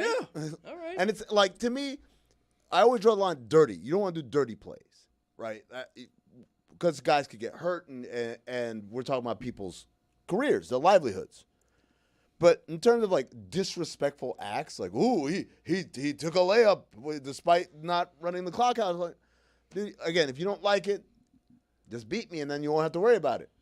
Wait, okay, let's say instead of a layup with 1 second left, it was an overly flamboyant slam dunk. Don't care. Don't the care. more Okay. disrespectful, the better. The better. In that spot. Like in this situation, Yep. that's what he's trying to do. Yeah, like the more disrespectful, the better there. Like he's not going to lose sleep. Like, hey, Nikola Jokic doesn't respect you anymore, and neither do the Nuggets announcers.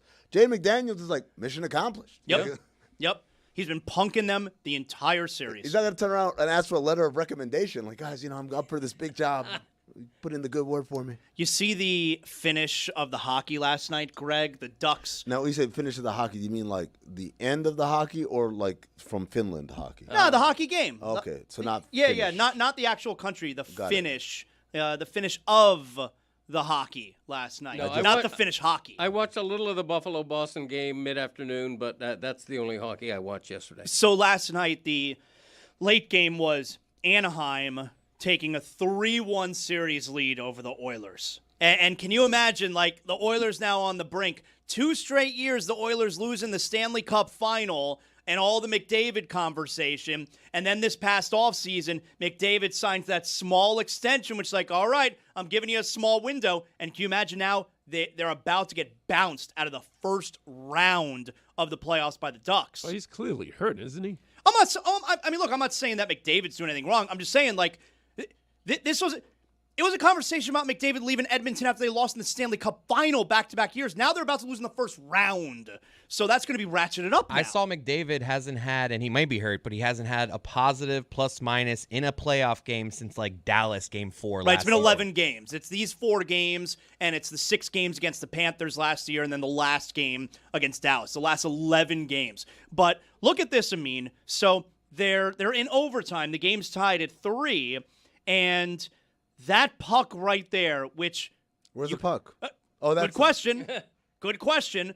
The puck looks like it's across the line here. Sure does. I know how circles work. That's across the line. You know what I thought? I thought it was like a rollerblade.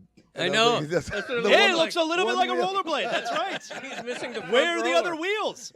So the puck looks like it might be over the red line, but you cannot tell for sure because Tristan Jarry, the Edmonton goalie, his skate is covering the top of the puck. So odds are the puck is over the line. It has to be completely over the line. Yeah, completely. That is. And what was the call here? The call on the ice was that it was a goal, which is kind of crazy because, Roy, correct me if I'm wrong, the referee who called it a goal, he was like up against the boards, all right? There's none of them no was in position. Not one way of them. that he can actually see that. And that makes a difference because if that puck was called, if it was called no goal on the ice, and then they go to the replay, I don't know if they then call it a goal. But they called it a goal on the ice, and they then called it a goal after the replay, and now Edmonton's down 3-1. There should be a math way of doing this, though, right? If you maybe not real time for them, but if we throw that image back up, yeah, there you go. You can draw the line. Like, we know where the line is over here on this side of the skate and this side of the skate. We can draw the line through it. You got that telestrator? And then right here, I'm going to bring this in for me. You see the center. All right, I mean, he's going to – Chris is bringing in the telestrator here for you. All right, so you're going to be able to draw it for Now, do I us. have to make several apologies to the audio audience that I'm going to be using It's this okay. illustrator? It's okay. All right. So here's what I want you to do. All right. I want you to draw the bottom of the red line first. Okay. Draw the red line across the screen. And I'm going to be as generous as possible because I don't know if you guys can see. It is very hazy at the end of the red line. So I'm going to take the haziest. So draw the red line. There you go. Yep. It's a little wobbly, but that's That's good. right. That's not the Wow. That's a bad draw. Wow, you want to try that again? I never said I was good at drawing. All right, so. give us the red line again. Let's try to be a little bit better, okay, here. We're trying to be fair. And we're gonna determine if we believe that the puck is completely over the red line because it's being covered by the skates. I'm not going to lie. I thought this was 1,000% a goal until Amin has started Right. doing this. Amin's He's drawing making the me red question line everything. for us, and now I'm not so sure this is a goal. Well, he's below the red line, though. Is No, he? because it's hazy. Like I'm not Purple going haze. off Yeah. the yes. I'm not going off of like the deep red. I'm going off of this haze because I don't know where the line ends and begins. So now draw us the part of the puck that we can't see. And let's see if we think that it's below the line. I'm going to draw around the puck, right? Which you can see. All right, you're tracing the part of the puck you can see now.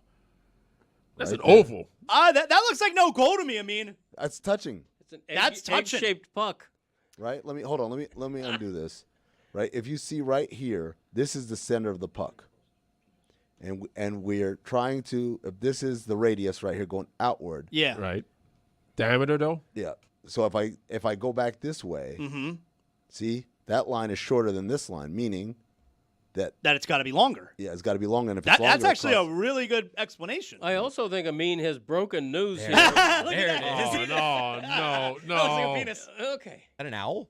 It looks like a bird's face. I'll tell I'm you. just extrapolating is what I'm doing. If I'm an Oilers fan, like it's such a devastating way to lose. Like think about it, Greg. The Panthers, the last 3 seasons, played so many high stakes playoff games. Yeah. They got to the Stanley Cup final 3 years in a row. They didn't lose a single game that was like soul crushing. Like that's a soul crushing loss right there for Edmonton. And the Panthers lost a couple games in overtime. The Rangers, okay. They didn't lose any games where it was like I want to jump out the window. Yeah. Yeah. And how did that happen? In you know 3 what? years, we weren't crushed like that. I take no satisfaction, meaning I take a lot of satisfaction in knowing that my coining McDavid as McOverrated, he has done very little in the past couple of years to refute that. If you're McDavid, you got to win a Stanley Cup. You can't go out in the first round of the playoffs. I know he's only one man. I know he's a great player, but he's going to be judged for what he didn't do if his career continues like this. I love it. You were the first one on that island. Yeah. That's what I love. Is that you're Christopher Columbus. No, well, that's a bad example because he wasn't the first one on that. But like Captain James Cook or one of these other There guys, you right? go. I'll take it. You got there. Yeah. You got there. There's nobody. It was uninhabited. You planted his flag. Planted your flag, and everyone said, that guy's crazy. You think you're going to make a living out there? And next thing you know, it's the hottest new vacation property. Everyone wants to go there. Greg's Island. Yes, that's right. Greg's Island. Greg's Island, baby. It's becoming populated, but not overly populated. There aren't many people with me on that yet. They'll get there. They'll get there. They'll get there. Give them some time. We're 2 years later, and he still hasn't won anything. Dave Damanek. Yeah, Connor McDavid is definitely a regular season player because, once again, he led the league in points, in assists. Wow. So I know Greg brought it up earlier that it'd be fun if the Sabres win a championship before the Bills. And it's important to point out that the one game this series that the Sabres have lost, Josh Allen was like the special guest before the game. That was the only game that they've lost so far. But I want you to take a look at this, speaking of the Bills. So this is in like round, I don't know, it's like round 4 over the weekend, round 4 or round 5. And it's one of those deals where the team... Are you saying like the 4th round, or are you saying around 4, around 5 o'clock? No, 4th round. Got 4th it. round. Okay, I got to be sure. All right, I'm not trying to confuse And we're not talking anybody. about Finnish hockey either. Nope. Yeah. But this is one of those deals where like the team sends out a fan or something, you know, to announce the pick. It's late in the draft. No, this is actually second round. Wow. The second round? Yeah, this is the 35th pick. You're going to hear him botch Okay, that, this is but great. it's the 35th pick. All right, so I'm not sure who this is, all right, for it to be in the second round, because I don't feel like they're sending fans out in the... That feels a little early to start, goofing off. Alums? Do they send out... I know, like... This is Shane. This is former Bills O lineman Shane Conlon. Oh, okay. So Who he's used a to be Bills bigger, alum. and now he's like one of those guys, got a little smaller Great. offensive lineman. Yeah, All they right. all shrink. You got to listen to this announcement.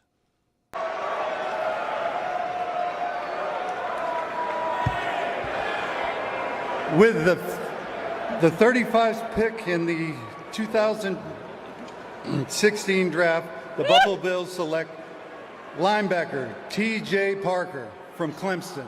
And the time traveler. That's 2016 draft. The 35th. I'm not saying Shane was hammered. I am not saying that. Clemson. Now, when we're dealing with football players, should we be a little nervous here that that's going on? Fun CTE. We've coined the term. It's fun CTE. Can we hear it again? The 35th pick. And of course, like I said, he might be a time traveler. It could be. Let's hear it.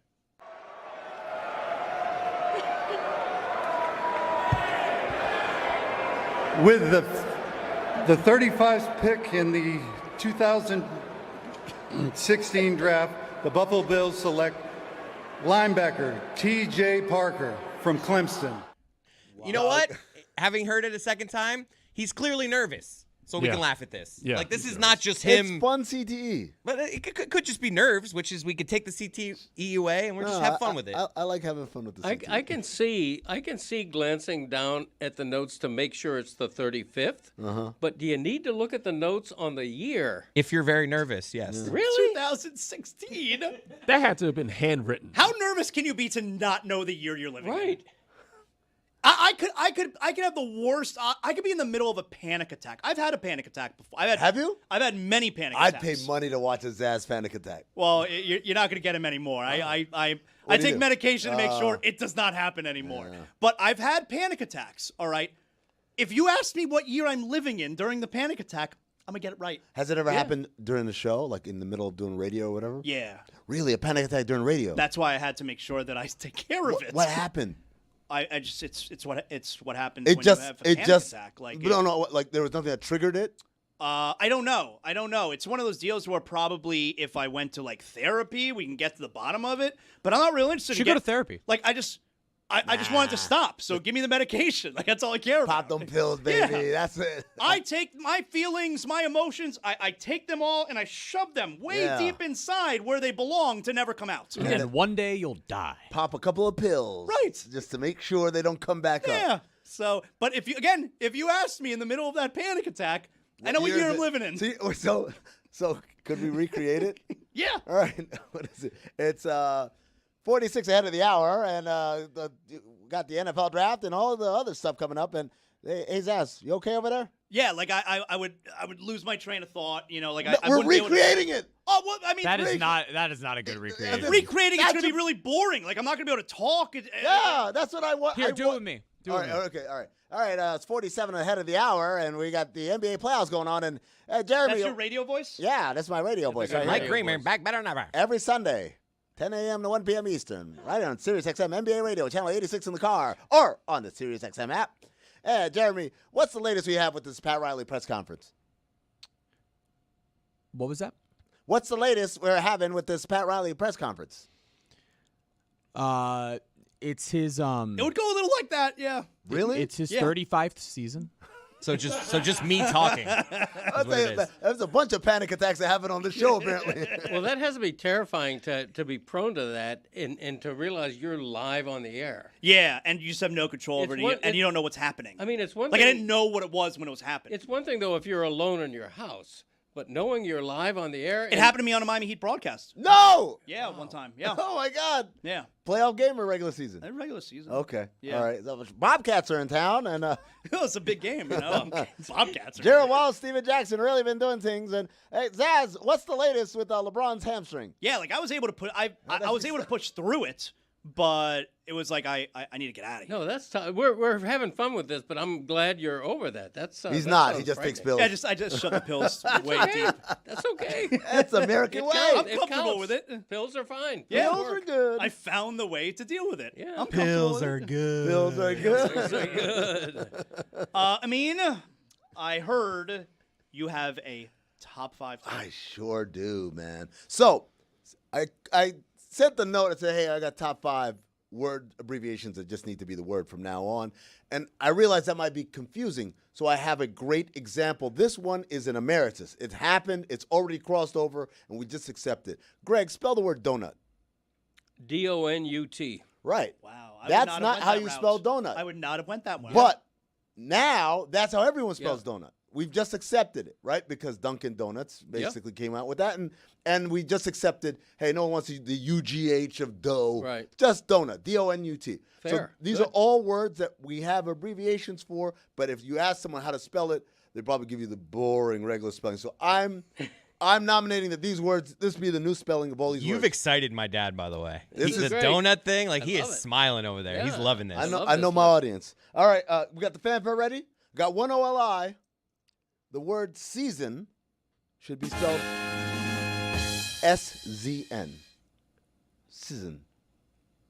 Say it. Pronounce SZN. Sizzin. No, I'm into this. Sizzin. No vowels. No vowels. Sizzin. I don't But have to write but not the seasons like when we're talking about spring, summer, no. fall, winter, specifically seasons. in sports. Sports season. I like that. Yep. Not like salt and pepper. Oh, that's a good one. I got to put that on. Put on salt and pepper. Some Lowry's. Yeah, push it good. All right. Number 5. Easy. Easy. Easy. Call it a day. Easy pass, easy lane, easy tax filing, easy. Why are we doing this EASEC? No, easy. Easy. Number 4. THO, though. Again, I don't need these extra letters. Is it thuff? Is it that? Though, THO, it gets it across. You're just coming after OUGH, basically. No, right I got now. other ones. Okay, maybe not. Number 3. Through. Oh, yeah. THRU. That's an obvious one. Drive That's a through. good one. But that's an actual word, though. What? Through. THRU. Throughway. What does that mean? Through. Exactly, but so it's a THROUGH. That's what it means. But we should just get rid of the THRUGH, Yeah. just like we got rid of donuts, DOUGH. I think that's accepted. I think THRU, more than the previous few, Yeah. is accepted right Yes, now. that's right. SZN has not been That's, universal. that's why it's a list. That's why it's a rank. We get better as we go on. I've accepted easy. Easy's a good one. Though is also good. Number 2, trote. Why do we need that extra H? We're saying, oh, he kicked him in the throat. It's TROAT, trote. Trote? Yeah. Jamaican? Isn't it throat? But you've just changed the word now. No, it's the same word. We're just going to spell it how we say it. Trote. Oh, I always got something caught in my throat. I'll give you a punch in the throat. Pardon me. Okay. So TR, just no H. No H. So you're saving one letter. Is that really an abbreviation? Of course. Yeah? Okay. And the number 1 abbreviation that needs to be the official spelling of the word forever. And now I'm saying this. I'm realizing that Chris was right all along. It's light. LITE. Yeah, it's a good one. Why are we spelling light any other way? Yeah, Miller Lite. There you go. LITE. That's the word. That's how we should spell it. Miller Lite does set the standard. Not bad. And I just had a war on the letters G and H, basically. So, no, I didn't even think of it. I really put together this list, like thinking, oh, yeah, these are good words. Not bad. Last night the 76ers, or yesterday afternoon, the 76ers got Joel Embiid making his debut in the first round. That's good news. Is it good news? It's good news. He's back. He played. Well, This is the bad news. They got bashed over the head. well, and he took 21 shots. Got by to. far the most shots of any. Well, he had to. Yeah, you got to. I mean, they won game 2. Game 3 was a close game. He hasn't played in weeks, and he returns and takes by far the most shots on the team. Buddy, I watched an Oklahoma City game versus the Suns where A.J. Mitchell led the big game in field goal attempts. A.J. Mitchell. I don't even know what that is. Exactly. This does feel like a situation where you might crush him if he took 4 shots. You finally come back and you only take 4. Like, he's their best player. You know, A.J. Mitchell, he spells it A-J-A-Y. He should just spell it A-J. Just A.J. Abbreviation. The idea that Joel Embiid shot too much kind of takes away from the bigger storyline, which is they couldn't guard anybody. They let these guys go crazy. You got Jaylen Brown saying that we call Peyton Pritchard Big Shot Bob, which doesn't make sense because his name's not Bob. I hate watching this Celtics team play. Game 1, 3, and 4, they shot great from 3 and they won. Yep. Game 2, they shot terrible from 3 and they lost. It's like when they win the NBA championship, why don't you just give them like a math trophy? Like that's how they win, is with math.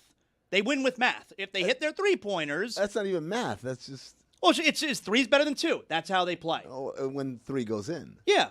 Like they're just Like they're a math team. The real math is how many times can you shoot well, not. Yeah, it's 3. can you do it 4 times out of 7? And so far they've done it 3 out of 4 this series. So they lead 3-1. They're playing against a team that is substandard. Mm-hmm. Right? Yeah, we'll see how it goes. But that's still in their the next formula round. against whoever they play. It's been their formula forever. Yeah, Like right. that was the case they almost came back from 3-0 against the Heat because they shot poorly in the way they were defended in the first 3 games and then shot very well after that. Clyde Nexler.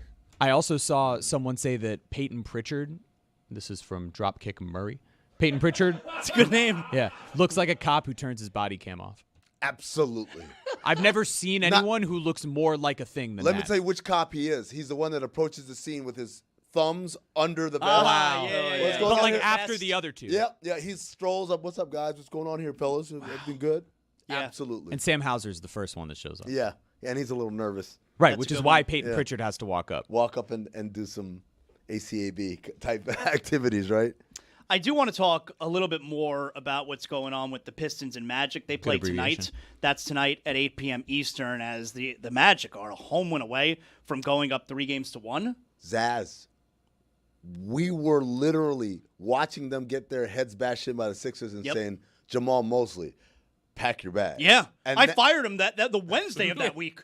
And now they're on the cusp of taking a 3-1 lead against the 1 seed as an 8 seed. And we all had them losing to the Hornets in the next play-in game. They won by like 30. They beat them like they stole killed something. them. Yeah.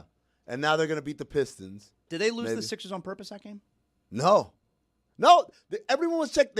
I'm telling you, people were telling me this team is checked out. They're checked out on the that's coach. what I thought. And I'm like, man. It looked like dead team walking going into that Charlotte game. I feel bad because I think Jamal Mosley's a good coach. I think he's got them to this point. When he got there, that was a terrible team. Well, they win this series, not going anywhere. Well, so at the time, the report was, doesn't matter what happens in these playoffs, he's out. It's crazy that either the Pistons, the Magic, the Cavs, or the Raptors are going to make the conference finals. Dan Patrick. I screwed that up. What?